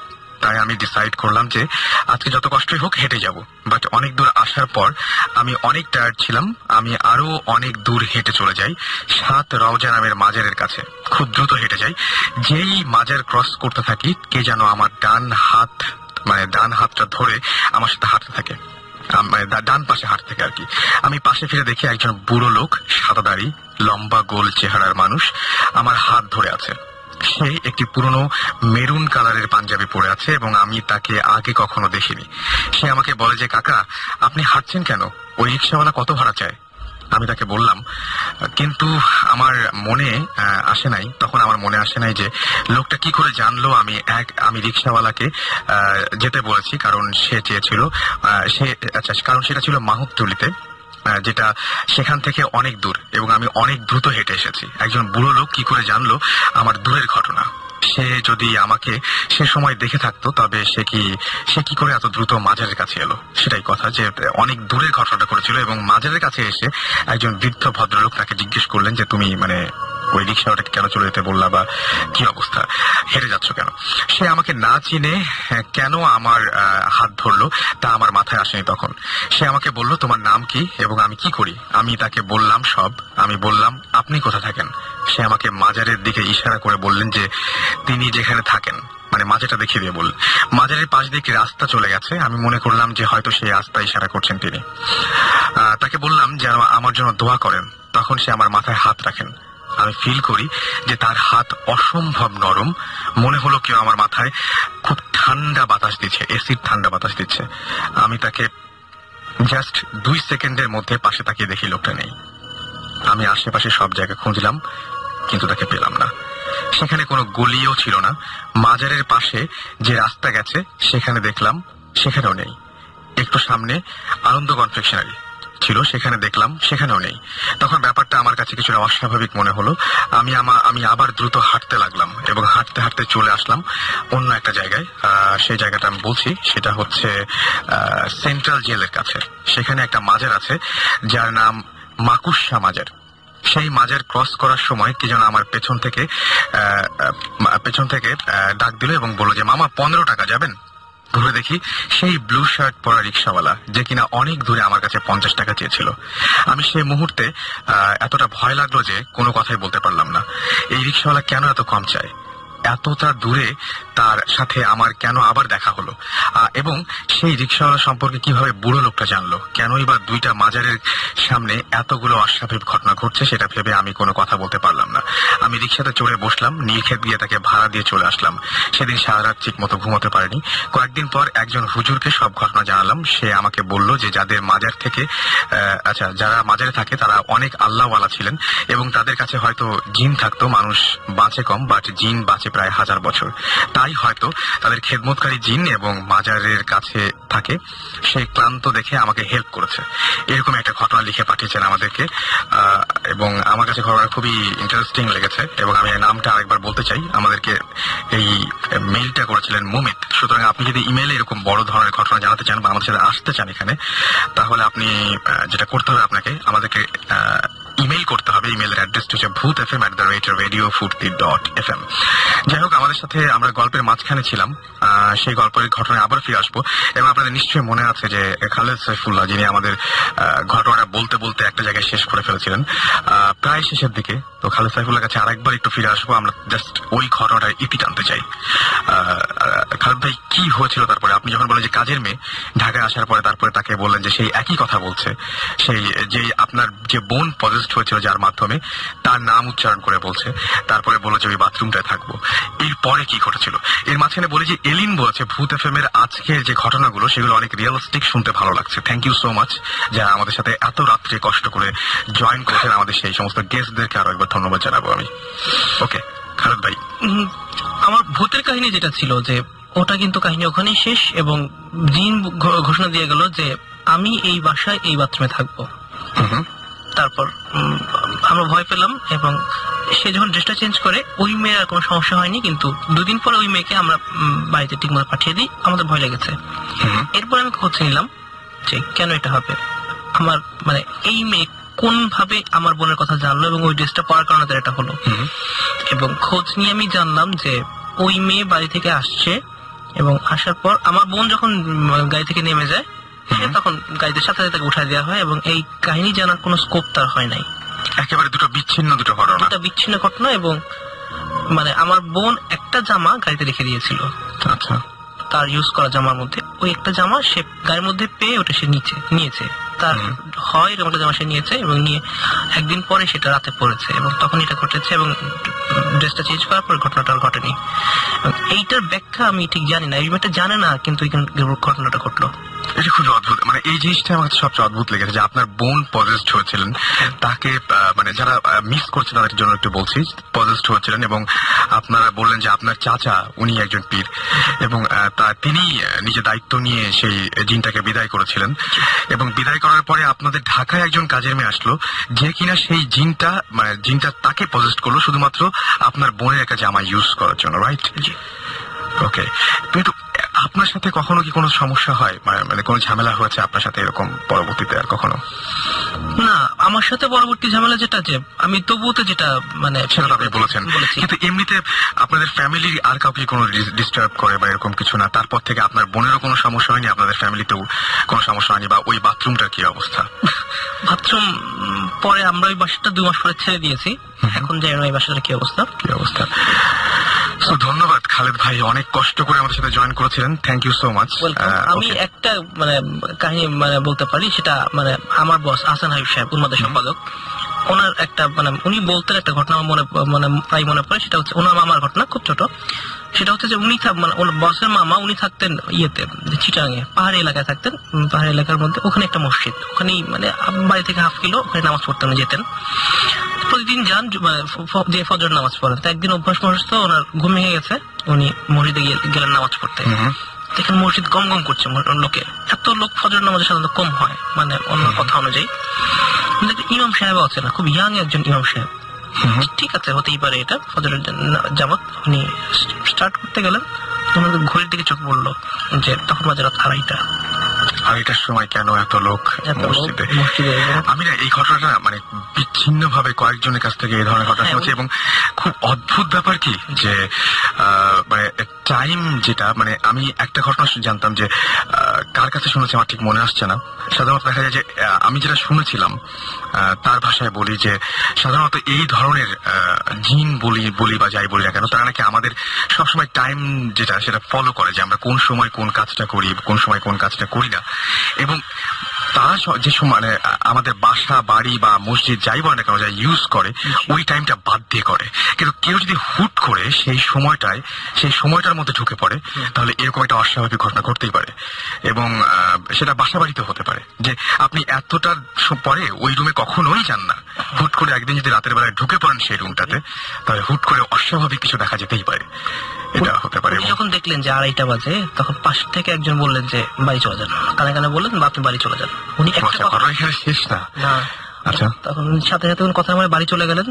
4:30টার সময় যখন আবার ফজরে যাওয়া সকালবেলা মানে গরমকাল, তখন সকাল তাড়াতাড়ি হয়, মসজিদে গেলেন, ইমাম সাহেবকে পুরোটা বললেন। উনি বললেন যে 2:30টার সময় আমি এরকম ঘটনা শিকার হয়েছি, দেখেছি, ওই সময় মসজিদ আসার দরকার নেই। আপনি যেটা বললেন তাই, একটা সার্টেন টাইম ওদের থাকে। সেটাই, মানে টাইমটা মিলিয়ে নেয় ওরা একদম। এটা কি একটা জিনিস জানেন যে একটা মিথ আছে এটা নিয়ে, যে রাত 1টার সময় যে বাড়িতে মোনালিসা থাকে, ঠিক আছে, সেই বাড়ির আশেপাশে তখন ওই বাড়িতে মোনালিসা আসে এবং তখন কুকুরের কান্না শোনা যায়। আমি একবার একটা বাড়িতে মোনালিসা দেখেছি, এটা তো কপি মোনালিসা, একদম কপি, মানে এটা তো মানে অরিজিনাল ছবিটা না, প্রশ্নই আসে না। কিন্তু আমি কিন্তু কুকুরের আওয়াজ শুনেছি, মানে কুকুরের কান্না রাত্রে 1টার সময়। অনেকে তাহলে মিলিয়ে দেখতে পারেন জিনিসটা। আমি জানি না মিলিয়ে দেখতে, এটা আমার মনের ভুল হতে পারে, বাট মিলা দেখার মতো একটা জিনিস। Thank you so much. অনেক ভয়ঙ্কর। এবং লাস্ট এটা ব্যাপারটা হচ্ছে মানে কি বলবো, যে এই ঘটনাটা আমি এর আগেও শুনেছি, বিভিন্ন জায়গায় ঘটনাটা ঘটে এবং এই যে এরকম মানে টাইম এলোমেলো হয়ে যায়। Thank you so much Khaled ভাই। আমাদের সাথে আমি বলেছিলাম শুরুতে যে আজকে অসংখ্য, মানে আমি যেটা বলি যে ভূত এফএম আমার মনে হয় আজকে হাইয়েস্ট গেস্ট, সেই মানে যেহেতু আজকে ভৌতিক টিমের ইনভেস্টিগেশন, সুতরাং আমরা এরকম একটা ব্যবস্থা নিয়েছিলাম এবং সেই জন্যই যেটা হচ্ছে যে আমাদের নতুন আরেকজন গেস্ট এই মাত্র আমাদের জয়েন করলেন এত রাত্রে, আমরা তার একটু পরিচয়টা জানবো। হ্যাঁ, আমি আমিনুল ইসলাম শাহিন, বাসা থেকে। ওকে, তো ঘটনাটা আমার হলো, আমি একটু প্রথম থেকে যাই। সেটা হলো আমার বয়স যখন 11 কি 12 হবে, তখন এটা খুব পার্সোনাল একটা ঘটনা। আমি এটা বলতে যাচ্ছি এই কারণে যে এটার সাথে পরেগুলো রিলেটেড কিনা সেটা আমি জাস্ট জানার জন্য। তো স্বপ্ন দেখছিলাম 11 কি 12 বছর তখন। তো প্রায় স্বপ্ন দেখতাম। তো স্বপ্ন বলতে ভৌতিক কোনো স্বপ্ন না, স্বপ্ন মানুষ দেখতেই পারে। ওকে, তো স্বপ্ন দেখলাম যে আমি যেদিকে শুয়ে আছি আমার বেডে, আমি ছোটবেলাতে একটা রুমে একা শুই, এটা অভ্যাস আমার ছোটবেলা থেকে। যখন আমার 4-5 বছর তখন থেকে আমি একা শুই। তো আমার পায়ের সামনের দিকে, কর্নারের দিকে, আমার পায়ের কর্নারের দিকে দেখি যে একটা সাদা কাপড় পরে, কি বলবো, সেটা উপরে উঠে যাচ্ছে, ভাসছে, শরীরের উপর ভাসছে। তো এটা আমি স্বপ্নটা দেখছি কতক্ষণ ধরে তো জানি না। যখন ঘুম ভাঙে, তো ভাঙার পরে আমি দেখি যে হ্যাঁ ঠিকই এটা হচ্ছে। ওকে ওকে, এবং ওটা দেখার পরে তখন আমি আবার চোখ বন্ধ করে ফেলি। ভয়ে চোখ বন্ধ করি অথবা কি কারণে করি, তখন আমার বয়স ছিল 12-13 বছর। তো চোখ বন্ধ করে ফেলি, কিন্তু ঘুম আসে না। তো যাই হোক, তখন আমার চোখটা পড়ে, যখন আমি আবার তাকাই সেকেন্ড টাইম, তখন আমার চোখটা পড়ে হলো আমার পাশের রুমে আমার আব্বা আমা ছিল। তো 2 রুমের মাঝে ছিল একটা কটন, মানে আমার পর্দাটা দেখতে উঠছে, কিন্তু 2 রুমে কোনো রুমে ফ্যান চলছে না। তো আস্তে আস্তে দেখি যে কোন রুমেই ফ্যানও চলছে না, এমনকি কোন রুমে লাইটও চলছে না সেই সময়, কিন্তু পর্দাটা আলোতে চলছে। পর্দাটা যে মিডিয়াম কোনো কিছু হলে যেরকম হয় কিছুটা ইয়েলোইশ, মানে এটা অবশ্যই পর্দা কালারটাও ছিল ইয়েলো এবং জ্বলছে। হ্যাঁ, সেটা জ্বলছে, শুধু পর্দাটা চলছে এবং আলোটা আস্তে আস্তে আমার রুমে পানি রাখবে সুন্দর। তারপরে আমি বলি যে আমরা এরকম কিছু দেখেছিলাম যে বনের মধ্যে, যে অ্যাভাটার মুভিতে আমরা দেখেছিলাম যে বনের মধ্যে অনেক কিছু জ্বলে, এরকম টাইপের, মানে ওটা থেকে কোনো আলো বেরোচ্ছিল কিনা। মেইন হচ্ছে একটা হলুদ কালার পর্দার উপর যদি টর্চ লাইট দিয়ে আলো মারা যায়, আলোটা কিন্তু পর্দা কালারটা আসে। আমি বুঝতে পেরেছি, রাইট, ওকে, ওরকম। তো আস্তে আস্তে দেখেছি আলোটা সাদা, মানে হোয়াইটের দিকে যাচ্ছে এবং সেটা আমার রুমের দিকে আসছে। তো ওটা দেখে তখন আমি চিৎকার দেবো, কি চিৎকার দেওয়া, সে আমার ওই শক্তিটা ছিল না সময়।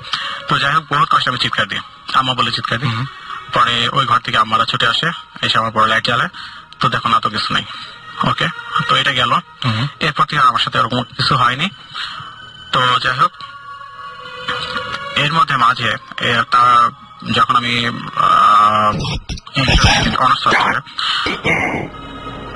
তখন যখন ফার্স্ট ইয়ারে, তখন আমরা বাসা চেঞ্জ করি।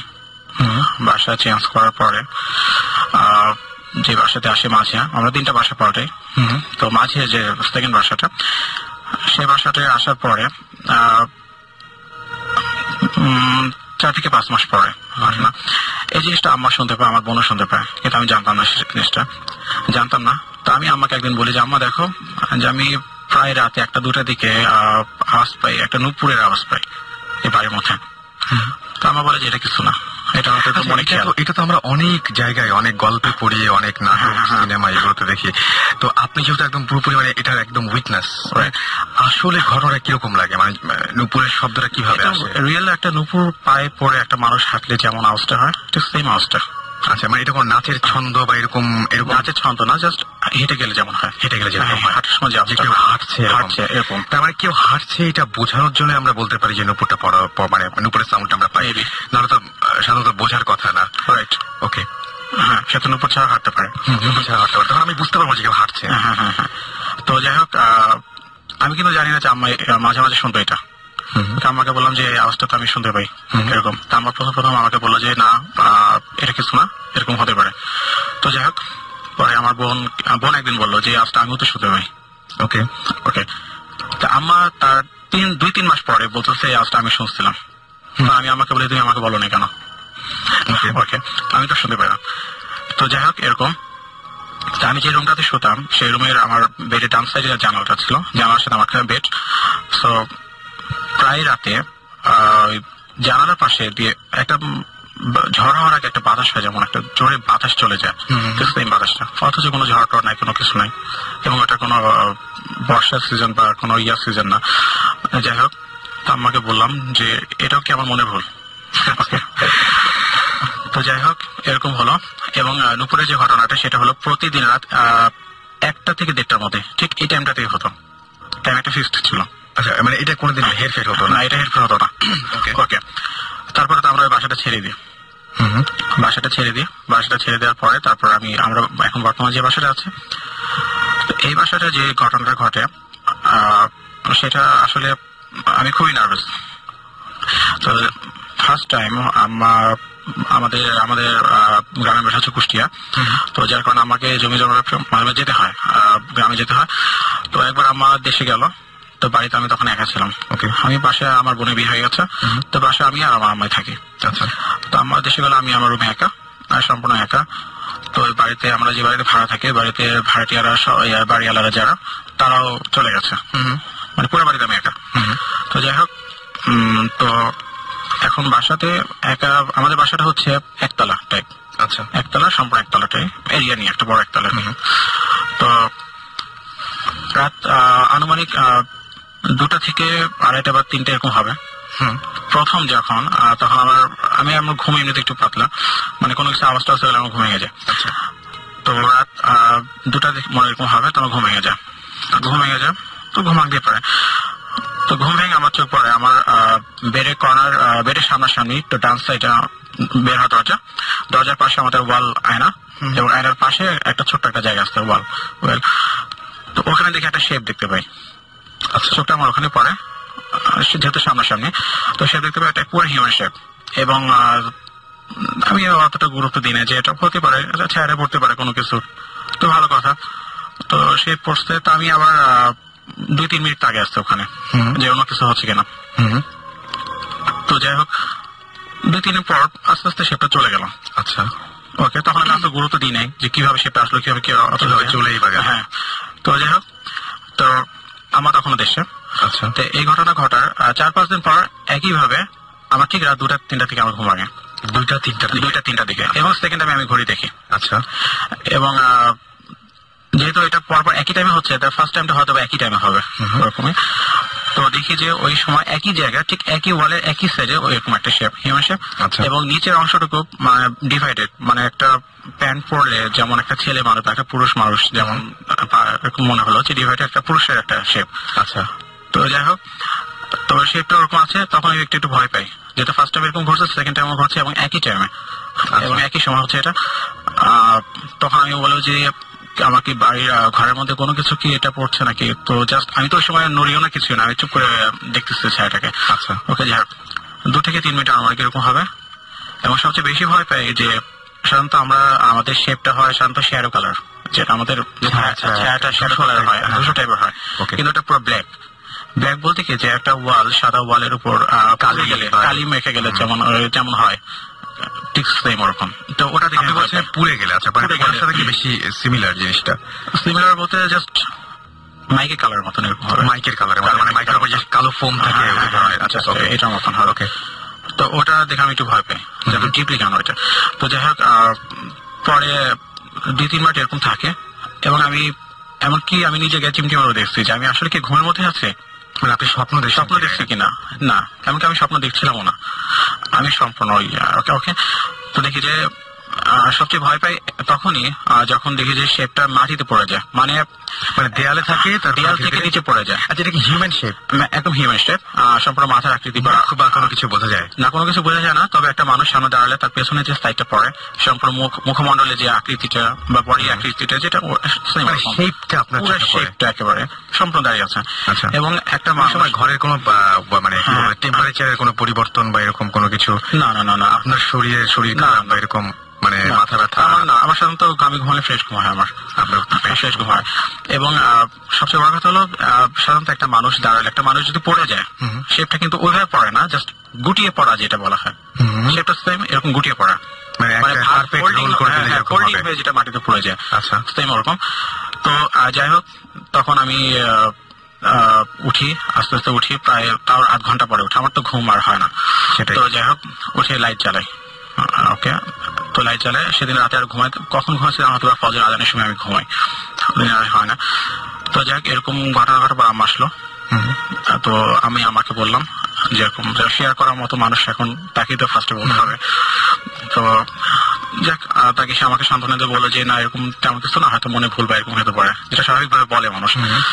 তো যাই হোক, এরকম হওয়ার পর তারা 1 মাস পরে আমার আবার দেশে যায়, আবার দেশে যায়। ওকে, এবং এটা ঘটনাটা ঘটে যখন আমি একা থাকি তখন। ওকে, কিন্তু আমি আগে বলে রাখি, আমি কিন্তু এগুলো কিন্তু বিলিভ করি না। এখনো করেন না? এখন হয়তো বা একটু একটু। আচ্ছা, আসলে নিজের সাথে এক্সপিরিয়েন্সটা আসলে না ঘটলে বোঝা যায় না যে আসলে কতটা ভয়ঙ্কর হতে পারে বা কতটা রিয়েলিস্টিক লাগে তখন অনেক। ওকে, সো মানে আপনি যখন দেখলেন যে পড়ে যাওয়ার পরে এটা রোল করে পড়ে, তারপরে কি হয়? তারপর কিছু হয় না। তারপরে কি আপনার মানে ওটা একদম ভ্যানিশ হয়ে যায়? ওটা ভ্যানিশ হয়ে যায়। ভ্যানিশ হয়ে যাওয়ার পরে আপনি কি করেন? ভ্যানিশ হয়ে যাওয়ার পর আমার করণীয় কি, আমি ওখানে চুপ করে বসে থাকি এবং আল্লাহকে ডাকতে থাকি। আচ্ছা, এবং সেকেন্ড টাইম আমি সূরা নাস, সূরা ফালাক আমি মনে মনে পড়ছি। আচ্ছা, যে এটা আপনি পড়তে পারেন। ওই যে বোবা ধরলে যেরকম ধরনের সমস্যা হয়, সেই ধরনের এরকম একটা প্রবলেম আমার একবার হয়েছিল। আচ্ছা, একবার হয়েছে? যতবার দেখেছেন ততবারই হয়নি? না, কখনো না। এটা সম্পূর্ণ ডিফারেন্ট। এটা আগের বাসায় যে বাসাটা আমি ছেড়ে আসছে, সেই বাসাটা আমার একবার হয়েছিল। আচ্ছা, বোবা ধরার ব্যাপারটা আমরা জানি, কিন্তু এইটার সাথে বোবা ধরার কোনো রিলেশন নাই। ওকে, হ্যাঁ, এটা টোটালি এটা ডিফারেন্ট। তো যাই হোক, তো থার্ড টাইম যখন হয়, সেকেন্ড টাইমটা হলো, থার্ড টাইম হলো হচ্ছে আমার যখন আবার সেকেন্ড টাইম দেশে যায়। থার্ড টাইমটা হয় সেকেন্ড টাইম আর 1 মাস পরে, প্রায় আনুমানিক 1 মাস পরে হবে এটা। ওকে, আমি যেহেতু 1 মাস চলে যাচ্ছে, আমি মনে করছি হয়তো বা গেছে, এটা আমার মনে ভুলটা বা কোনো প্রবলেম ছিল, হয়তো বা ফিজিক্যালি হয়তো বা হতে পারে। যেদিন যাই সেদিনই হয় নাকি? যে কোনো একদিনে হতে পারে? যে কোনো একদিন, যেদিন যায় সেদিন একবারই, ওই নাইটে আর আসে না সেটা। না, তা বলছি না, মানে আপনার আম্মু বা মানে যেদিন উনি দেশে, না, যেদিন যায় সেদিন হয় না। আচ্ছা, মানে হঠাৎ করে যে হঠাৎ করে যেটা, মানে এটা কোনো নিয়ম নেই। তো যারা এরকমই ঘুমিয়ে আছে, সেদিন ঘটনাটা ঘটছে। সেদিন হলো আমাদের অন্যান্য ভাড়াটিয়ারা ছিল, জাস্ট বাড়ি এলাকা ছিল না। তো আমি যেখানে থাকি, আমাদের বাড়ি এরিয়াটার ভিতরে আমি থাকি, তো তারা ছিল না। মোটামুটি ওই এরিয়াটা আমি একা। আচ্ছা, ওকে, তো সেদিন আমি সাধারণত আমি রাতে 0 পয়েন্ট জ্বালায় আসি, ডিম লাইট যেটা বলা হয়। এবং ডিম লাইটটা হলুদ, মানে আলোটা বেশি। আমি এমনি তো রাতে আলো, কারণ ওই ডিম লাইটের আলো তো অনেক সময় পড়ি আমি, বড় লাইট জ্বালে না, তো ওইটাতে কাছে লেনে যথেষ্ট উজ্জ্বল সেটা। হ্যাঁ, যথেষ্ট উজ্জ্বল। তো যাই হোক, তো সেদিন রাতে আমি ওই লাইট টাইট ঘুমাই একেবারে সুস্থ, ডিম লাইট কোনো কিছু জ্বালেনি। তো যাই হোক, অসুবিধা আছে। তো ওদিনকার এক্সপিরিয়েন্সটা হলো, ঠিক রাত 2টা থেকে 3টার সময় আমার ঘুমটা ভাঙে, এবং ঘুমটা ভাঙার পরে মনে হলো যে আমি একটা ফ্রেশ ঘুম দিচ্ছি। এবং সাধারণত রাত 11টা থেকে রাত 10টা, সকাল 10টার মধ্যে ঘুমালে মানুষের যেমন একটা হয় ফ্রেশনেস, মনে হচ্ছে আমি অনেক লং একটা ঘুম দিচ্ছি। আসলে ঘুম দিচ্ছে আমার 2-3 ঘন্টা। ওকে, আমি ঘুম থেকে উঠলাম, কিন্তু আমার কাছে তো মনে হচ্ছে, আমি তো ঘড়ি দেখে বলছি যে ঘুম তো হয়নি আমার, কিন্তু আমার কাছে মনে হচ্ছে আমি অনেকক্ষণ ঘুমেছি, আর ঘুমের দরকারই নেই আজকে। ওকে, হলো। এবং ঘুমানোর আগে যেটা, ঘুম ভাঙার আগে যে জিনিসটা ঘটে, মজার সবচেয়ে জিনিস, ভয়াবহ জিনিসটা, সেটা তখন আমি স্বপ্ন দেখি। আচ্ছা, স্বপ্ন দেখি শেপটা। এখন তখন আমি বুঝলাম যে তাহলে এটা আমার ফিজিক্যাল প্রবলেম হতো, যেটা আমি স্বপ্ন দেখতেছি, হয়তো ওই জিনিসটা আমার মাথায় কাজ করতেছে, যার কারণে এটা জেগে দেখছি। আসলে ওইটা নিয়ে চিন্তা, আমি হরর মুভি দেখলো, আমি তখন এনজয় করি, ব্যস্ত, ওটা শেষ হয়ে যায়, আমি শেষ, ফিনিশ, মাথা থেকে শেষ। এই শেপের ঘটনাটা তাই, ভয়টা আমার 2-3 দিন থাকে, তারপর থাকে না। কিন্তু থার্ড টাইমের পরে আমি আর এটা মাথা থেকে সরাতে পারছি না। তো স্বপ্নে যখন দেখি যে, হ্যাঁ, স্বপ্নে কতক্ষণ ধরে দেখছি যাই না, তো দেখছি যে ওটা আছে, ওয়ালে আছে, এবং একই জায়গাটায় আমার স্বপ্নে দেখছি। ওকে, ঘুম ভেঙে যায়। ঘুম ভেঙে আমি দেখি যে হ্যাঁ, রিয়েল তাই, স্বপ্নে দেখছেন, স্বপ্নে যা দেখছি আমি তাই, সেটা ওখানে দেখতে পাচ্ছি। তো যাই হোক, এবং তখন আমি সম্পূর্ণ আমার অবস্থা খারাপ, এবং আমি বাড়িতে একা, কাউকে আমি ডাকবো সেটা আমি পাচ্ছি না। আসলে ওই মুহূর্তে আওয়াজ করা বা চিৎকার করা একটা ইয়ে থাকে না, মানে মনে হয় যে আমার গলার কণ্ঠস্বর দেখা একটা মানুষ ঝুলে আছে কি না, মানে তখন শূন্য ভাসছে না, জাস্ট আমার জিনিসটা এমন সামনে একজন দাঁড়িয়ে আছে, সামনে একজন দাঁড়িয়ে আছে, একজন আছে, তাকে দেখতে পাচ্ছি না কিন্তু তার শেপটাকে আমি দেখতে পাচ্ছি। ওকে, এটা হলো আমি থার্ড টাইমে আমি পুরো বুঝতে পারছি যে একজন আছে আছে এবং সে আমার দিকেই তাকিয়ে আছে এবং তার মানে শেপটা রিমুভ হচ্ছে না কিন্তু সে আছে, তাকে দেখা যাচ্ছে না কিন্তু তার শেপটা ভ্যানিশ না। ওকে ওকে, এরকম একটা মানে সিচুয়েশন যে, এবং সবচেয়ে বেশি ভয় পাই এবং যার কারণে আমি এখানে মেল করতে বাধ্য হয়েছি, যেটা বেশি ভয় পাই যখন একটা মানুষ যখন 1 থেকে 2 পা সামনে এগোয় তখন শেপটা কিন্তু পেছন থেকে একটু নিচের দিকে নামে। এবার সেম জিনিসটা কিন্তু ওরকম হয়েছে, মনে হচ্ছে যে কিছু একটা সামনের দিকে এগোচ্ছে এবং পিছনে এই থার্ড টাইম এই প্রথম যে পিছনে যে ছায়াটা সে ছায়াটা নড়ে যায়, মানে এই ফার্স্ট টাইম সে নড়লো আপনাদেরকে অ্যাডভান্স করলো। তখন আমি বুঝলাম যে এটা কোনো মানসিক প্রবলেম না হয় বা কোনো ফিজিক্যাল এটা কোনো সমস্যা না, এটা আমি যা দেখছি হয়তো বা কোনো আছে কোনো কিছু, এটা যে তখন আগাচ্ছে এবং আছে ডানে বা লেফট বা রাইট এটা মনে হয় এটা সামনের দিকে আগাচ্ছে, জাস্ট ছায়াটা নিচের দিকে নামছে, ভাসটা হচ্ছে মানে সামনের দিকে সে আগাচ্ছে। ওটা দেখে আমার তখন ভয় লাগে এবং তখন আমি মনে করি যে আজকে হয়তো কিছু হবে আমার সাথে, জাস্ট কিছু একটা হবে আজকে, হয়তো বা থার্ড টাইমে আমাকে এখন ছাড়বে না বা কিছু একটা করবে। আমি তো মনে মনে আল্লাহ করছি যে এটা সরে যাক এবং আর কখনো যেন এটা না আসে। তো যাই হোক, তো সবচেয়ে কি বলবো, ফর্চুনেটলি সে আমার কখনো ক্ষতি করেনি, 3বার সেদিনও ক্ষতি করেনি। তবে ওটা তাহলে কি হলো, মানে এগিয়ে আসতে সেদিনও ক্ষতি করে নাই, এগিয়ে আসতে আসতে জাস্ট ফোল্ডিং হয়ে পড়ে গেল মাটিতে, জাস্ট একটা মানুষ ফিট হয়ে গেল মাটিতে ধাম করে পড়ে যায়, ঠিক সেম। আমি এটা অর্থ বুঝলাম না যে এটা কি হচ্ছে। তো ওইটা যখন পড়ে গেল, ওইটা যখন ভ্যানিশ হয়ে গেল, পড়ে যাওয়ার কি মাটি নিচের সাথে মিশে যায়, ওখান থেকে যায় না, মাটিতে পড়ে যায়। তারপর আমি বালিশ বা আমার তার আমার প্যান্ট এগুলো জাস্ট নড়াচ্ছি যে ওটার কোনো শেপ কি পড়ছে, বলে না কোনোটা শেপ ওখানে পড়ার কোনো চান্স নেই। তো এটা কি আপনি এখনো ডিসকভার করতে, আমি এখনো ডিসকভার করতে পারছি না এটা কি। অলরাইট, আমরা শুনলাম এবং ব্যাপারটা পুরোপুরি আপনাদের সাথে শেয়ার করলাম। আপনাদের যদি কোনো মতামত থাকে বা যাই থাকুন এখন আপনার ইচ্ছা করলে আমাদের SMS করে জানিতে পারেন, শাউট লিখে SHOUT শাউট লিখে স্পেস দিয়ে আপনার নাম লিখে স্পেস দিয়ে আপনার মেসেজ লিখে পাঠিয়ে দিন 9840 নাম্বারে। আমরা শেষ করব আমাদের আরেকজন যিনি আমরা মাথায় থামিয়ে দিয়েছিলাম সেই ভাইয়া, তার ছোট 2-1 ঘটনা আছে, সেই ঘটনা দিয়ে আমরা আজকে শেষ করতে চাই। ভাইয়া আপনি মাঝখানে আপনি আরেকবার আপনার নামটা বলবেন, আসলে অনেক গেস্ট তো নামগুলো সবাই গুলিয়ে ফেলছে। হ্যাঁ, আমি 2-3টা ঘটনা আছে। 1 সেকেন্ড, আমার মনে হয় জি হ্যাঁ, তো আমার লাস্ট 2-3টা ঘটনা আছে যেটা মানে হচ্ছে, যেমন আমি একটা ঘটনা বলতে গিয়েছিলাম আমার ফার্স্ট অ্যানিভার্সারিতে। আমরা সব গেস্টরা চলে গেছে, আমরা গিফটের প্যাকেটগুলো খুলছি, আমি আমার রুমে বসে আছি। সো আমার ওয়াইফ যে ওয়ালটাতে বসেছে ওই ওয়ালটার অপোজিটে আর কিছু নাই। দ্যাট মিনস ওখানে আমার রুমের এসির কন্ডেন্সারটা আছে, ওখানে একটা মানুষ দাঁড়ানোর মতন কোনো স্কোপ নাই। ওকে, বাট ওইখান থেকে রাত বাজে তখন 1:30, ইনফ্যাক্ট 1টার উপরে বাজে। ইন দ্য মিন টাইম আমরা সবাই হঠাৎ করে আমরা স্টাক হয়ে গেলাম। কেন? আমরা দেখলাম দেয়ালে পরপর 3বার ধুপ ধুপ ধুপ করে 3টা কেউ জোরে জোরে থাপ্পড় মারলে যেভাবে আওয়াজ হয় অপোজিট সাইড থেকে, আমাদের দেয়ালটা কিন্তু অনেক আগের 10 ইঞ্চি ওয়ালের, জোরে জোরে মারছে। 10 ইঞ্চি ওয়ালে কিন্তু মানে এক সাইড থেকে মারলে আরেক সাইডে যেতে সময় লাগে বা পৌঁছতে একটা লাগে, বাট এটা খুব আমরা স্পষ্ট শুনলাম, ধুপ ধুপ ধুপ। এবং এটা আপনি একা না, সবাই আমার ওয়াইফ যে পাশে বসছিল সেই পাশে আমাদের সাথে আমার মা ছিল, তারপরে আমার বোনরা ছিল, তাদের হাজবেন্ড ছিল, আর বাচ্চারা যারা ছিল ওরা তো সবাই ঘুমাই গেছে। আমরা সবাই শুনলাম এবং কয়েক মুহূর্ত আমরা যে একে অন্যের মুখের দিকে তাকিয়ে থাকলাম। মানে এই ব্যাপারটা নিয়ে মনে হয় আপনার ফ্যামিলিটা মোটামুটি আমরা এটা ইউজ টু হয়ে গেছি আর কি। এই একটা ঘটনা। তারপরে আমি ছোট্ট আমার লাস্ট যে ঘটনাটা হয়েছে এটা হচ্ছে আপনার আমাদের রোজার ঈদের আগের ঘটনা, সেটা আমি বলছি। তার আগে আমাদের যে ওই যে কাজের মেয়েটা ছিল, আমরা তাকে সালেহা আপা বলে রাখতাম। এই আপাটা একদিন আমরা তখন সেই সময় আমরা তখন থাকতাম শান্তিনগরে, তো লিবারেশন পিরিয়ডের পরপর, তো ওই সময় গভর্নমেন্ট কোয়ার্টার, তো ওই সময় একদিন সন্ধ্যার সময় আমার ওই সালেহা আপা আটকাতে গেছে, জানলাটা আটকাইতে গেছে, তার হাত আর ভিতরে ঢুকতেছে না। আজান দিচ্ছে, ইন দ্য মেন টাইম তার হাতটা ভিতরে ঢুকতেছে না। তা আমার আম্মাকে ডাকতে হচ্ছে চাচি আম্মা বলে। তো বলতেছে যে চাচি আম্মা আমার কি যেন হয়েছে, আমার হাত আমি ভিতরে নিতে পারতেছি না। তা আম্মা তো বুঝতে পারছে কিছুটা, তো মাগরিবের আজান হচ্ছে। তো ইন দ্য মেন টাইম আমার আম্মা গেল, যায় ওর গায়ে হাত দিল, দেওয়ার সাথে সাথে ও কেমন জানি পুরো শরীরটা আম্মার উপরে ছেড়ে দিল। তখন আমার বুঝছে যে সামবাডি কিছু একটা হয়েছে। তো আমার তাড়াতাড়ি আম্মার হাত ঢুকিয়ে জানলাটা আটকে দিল ওকে। তারপরে ঘরে নিয়ে এসে পানিটা নিয়ে ছিটা দিল, তারপর সে মোটামুটি সুস্থ হয়। এরকম আরেকটা এই ঘটনাগুলো হয়েছে।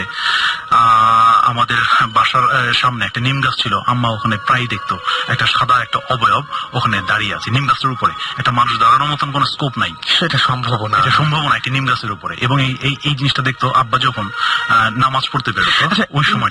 আমি আমার ফ্রেন্ডের যে ঘটনাটা বললাম, সেও বলেছিল নিম গাছে, মানে ওই যে গাছের উপরে, নিম গাছে যাই না আমি, গাছের উপরে দাঁড়িয়ে থাকতো বা গাছের উপরে বসে থাকতো। এই ব্যাপারগুলো খুব অদ্ভুত। এবং আমি অনেকগুলো ইমেল পেয়েছি, সেই ইমেলের মধ্যে এই টাইপের অনেকে লিখেছেন যে গাছের উপরে বসে থাকতে দেখেছেন, বা উঁচু কোনো জায়গায় ওঠা সম্ভব না এরকম জায়গায় বসে আছেন, পুরনো কোনো দেয়ালে বা পুরনো কোনো বাড়ির ছাদে বসে আছেন। এই ব্যাপারগুলো কিন্তু ঘটে। তারপর কি হলো?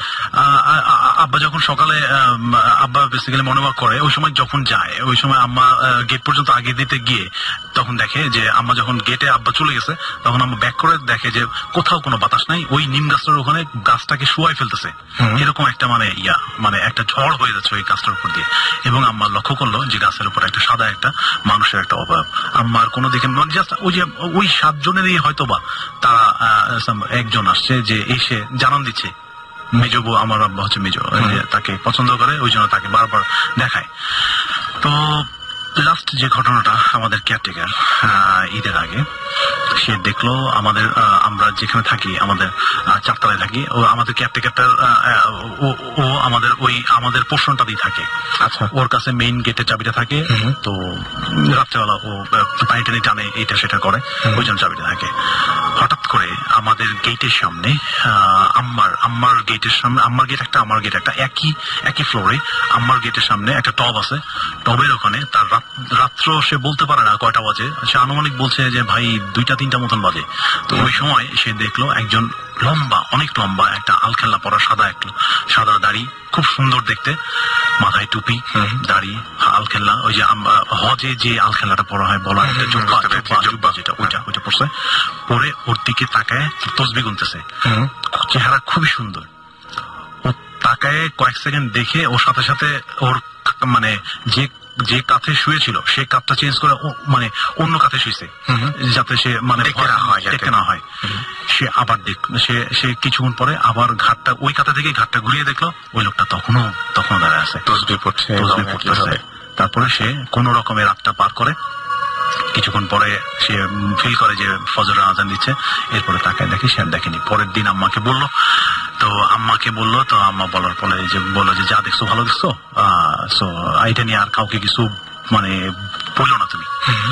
তো ইনফ্যাক্ট ওই তারা, আমি জানি না তাদের এক্সিস্টেন্স, তারা কিন্তু আমাদেরকে এই পর্যন্ত কোনো ক্ষতি করে নাই। এবং আমার আম্মা অনেক সময়, আমি যখন এগুলো আমার ফ্রেন্ড সার্কেলে বা আমার সবাইকে যখন আমি ইন্টারেস্টেড, একটা যখন আড্ডাতে বসি, ফ্যামিলি গ্যাদারিং বা ফ্রেন্ডস গ্যাদারিং এ বসি, তখন এগুলো যখন বিভিন্ন প্রসঙ্গ আসে, এগুলো যখন বলতে চাই, আম্মা দেখি যে রাজি হয় না, যে তুমি এগুলো বলো না। তো আমি ইনফ্যাক্ট সেই জন্য আপনি হয়তো আপনার নাম টাম কোনো কিছু হয়তো বলতে চান। আমি আম্মাকেও না বলে আসছি আর কি আজকে, এই আর কি। হ্যাঁ, এবং মানে কি বলবো, যে আমি যেটুকু বলবো যে আপনি খুব কায়দা করে আজকে নিজের বাসায় না থেকে শ্বশুর বাড়ি থেকে আমাকে বলছেন, আমি মহাখালী থেকে। হ্যাঁ, সেটাই। তো এখন সেটা হচ্ছে যে মানে যদি কোনোদিন মানে এরকম কোনোদিন কি হচ্ছে যে মানে আপনি কখনো চান যে আপনার সামনে এরকম কোনো কিছু আসুক? তার মানে আপনার নিজের খুব ভয় লাগে? না, আমি চাই না, বাট আমি ফ্যামিলিগত ভাবে মানে অভ্যস্ত হয়ে গেছি। বাট এগুলো কিন্তু আমাদের বংশে মানে ছেলেদের সামনে যতখানি না ওরা এক্সপোজার হয়, আমাদের বংশে মানে আমাদের ওয়াইফদের, আমার চাচি, আমাদের জেনারেশনের আমাদের ওয়াইফ বা ভাবি যেটাই হোক, ওদের সামনে ওরা বেশি ধরা দেয়। মানে আমার ওয়াইফ ওই একবারই ফিল করছে, যেটা হচ্ছে আপনার ওই যে ফার্স্ট অ্যানিভার্সারিতে, ওই দেয়ালের ওই সাইডটাতেই মানে ওর পিঠের বরাবরই 3টা সাউন্ড হয়েছে, যেটা কখনো ওইখানে কোনো দাঁড়িয়ে কেউ লোক দাঁড়িয়ে সম্ভব না। তো আপনাদের ফ্যামিলির সাথে এরকম ঘটনা, আপনি বলে যে আপনাদের ফ্যামিলির প্রত্যেকের সাথে এরকম ঘটনা জড়িয়ে আছে, তো অনেকেই মানে আমি জানি না, মানে আমি কোনো কিছু প্রমাণ করতে যাচ্ছি না, তারপরে আমি যেটা বলছি যে অনেকেই মনে করেন যে আসলে এরকম কিছু আছে কিনা, মানে আপনাকে যদি জিজ্ঞেস করি, মানে একদম ব্যক্তি আপনাকে যদি জিজ্ঞেস করি যে আসলে আপনার কি মনে হয় আসলেই এই ধরনের এই যে জিন, আমরা বলি জিন সম্প্রদায় যেটা আমাদের মাঝে আছে, এই সন্দেহ তো অবকাশ নাই, কিন্তু এই যে সমস্ত ঘটনা যে তারা ঘটায় বা মানুষের সামনে দেখা দেয়, এই ব্যাপারগুলো যে ঘটে, এটা আপনি কি নিজে বিশ্বাস করেন? আমি একজন মুসলিম হিসেবে অবশ্যই আমি বিশ্বাস করি। সেটা তো বিশ্বাস করেন, কিন্তু এক্সিস্টেন্স আছে, হ্যাঁ, যা মানে মানুষ যে দেখে, এটা আপনি বিশ্বাস করেন কিনা? জিন তো আছেই, কিন্তু মানুষজন যে দেখতে পারে বা যে কেউ যে কোনো সময় এক্সপেরিয়েন্স করতে পারে, এটা কি আপনি বিশ্বাস করেন? আমি যদিও দেখি নাই, বাট আমি তো ফিল করছি তাদের একটা তারা যে আসছে আমার সামনে, এই জিনিসগুলো ফিল করছি, বাট আমি ফিল করি যে হ্যাঁ এটা মানুষজন দেখে, কারণ এটা আমরা পবিত্র কোরআনই আছে, ওদের মানে প্যারালাল এক্সিস্টেন্সটা এটা ওখানে উল্লেখ আছে। আমরা ওদেরকে দেখে আসলে অ্যাকচুয়ালি আমরা কেন ভয় পাই বা একটা স্ক্যাটার্ড হয়ে যাই, হয়ে যায়, একটা উইয়ার্ড সিচুয়েশনে পড়ি, এটা উচিত না, বাট আমরা আমাদের পবিত্র কোরআনই আছে যে আমরা আশরাফুল মাখলুকাত, ওদেরকে দেখে আমাদের ভয়ের কিছু না, আমরা ওদের থেকে আমরা ফার আমরা সুপিরিয়র ওদের থেকে। Right, so thank you so much, অনেক কষ্ট করে অনেক কিছু ম্যানেজ করে আপনাকে আসতে হয়েছে, মানে thank you very much sir. এবং আমরা যে ডেকেছি সঙ্গে সঙ্গে আপনি সাড়া দিয়েছেন। এবং আমার একটু বলে নি, আমার ওয়াইফের আরো বেশি ইন্টারেস্টেড, বেসিক্যালি আমি আপনাদের এই প্রোগ্রামটা সম্পর্কে জানতাম না, আমার ওয়াইফে আমাকে উদ্বুদ্ধ করছে, ইমেইলে লিখেছিলেন সেটা। তো ওর আসার কথা ছিল, আমার 3 বছর একটা মেয়ে আছে, তো ওর জন্য যাই হোক ওকে আসলে হয়তো বা একটু সমস্যাই হতো। সো ভাবি, আপনাকেও থ্যাংকস জানাচ্ছি যদি আপনি শুনে থাকেন এই মুহূর্তে, যে আপনার কারণেই আমরা পেয়েছি, এবং আজকে অসংখ্য মানুষ আমাদেরকে SMS করে জানাচ্ছেন যে ভালো লাগছে, ভালো লাগছে, ভালো লাগছে, ভয় লাগছে তারপরও ভালো লাগছে, ভয় লাগছে তারপরে ভালো লাগছে। এটা শুধুমাত্র আজকে যারা এখানে উপস্থিত ছিলেন, কষ্ট করে আমাদের মাঝে এসেছিলেন, তাদের কারণেই সম্ভব হয়েছে, এবং যারা এসেছিলেন, প্রথম 2 জন বন্ধু বাঁধনদের ঘটনাটা আমরা শুনেছি, তাদেরকে অনেক ধন্যবাদ। আপনারা যারা এখন এই পর্যন্ত এখানে আছেন, খালেদ ভাইকে ধন্যবাদ। আপনারা যারা এই মুহূর্তে আমার সামনে উপস্থিত আছেন, তাদের সবাইকে অসংখ্য ধন্যবাদ। অনেক কষ্ট দিলাম আপনাদেরকে, আপনাকেও ধন্যবাদ। আশা করছি যে যারা শুনছিলেন এতক্ষণ, আপনার নামটা আরেকবার বলবেন?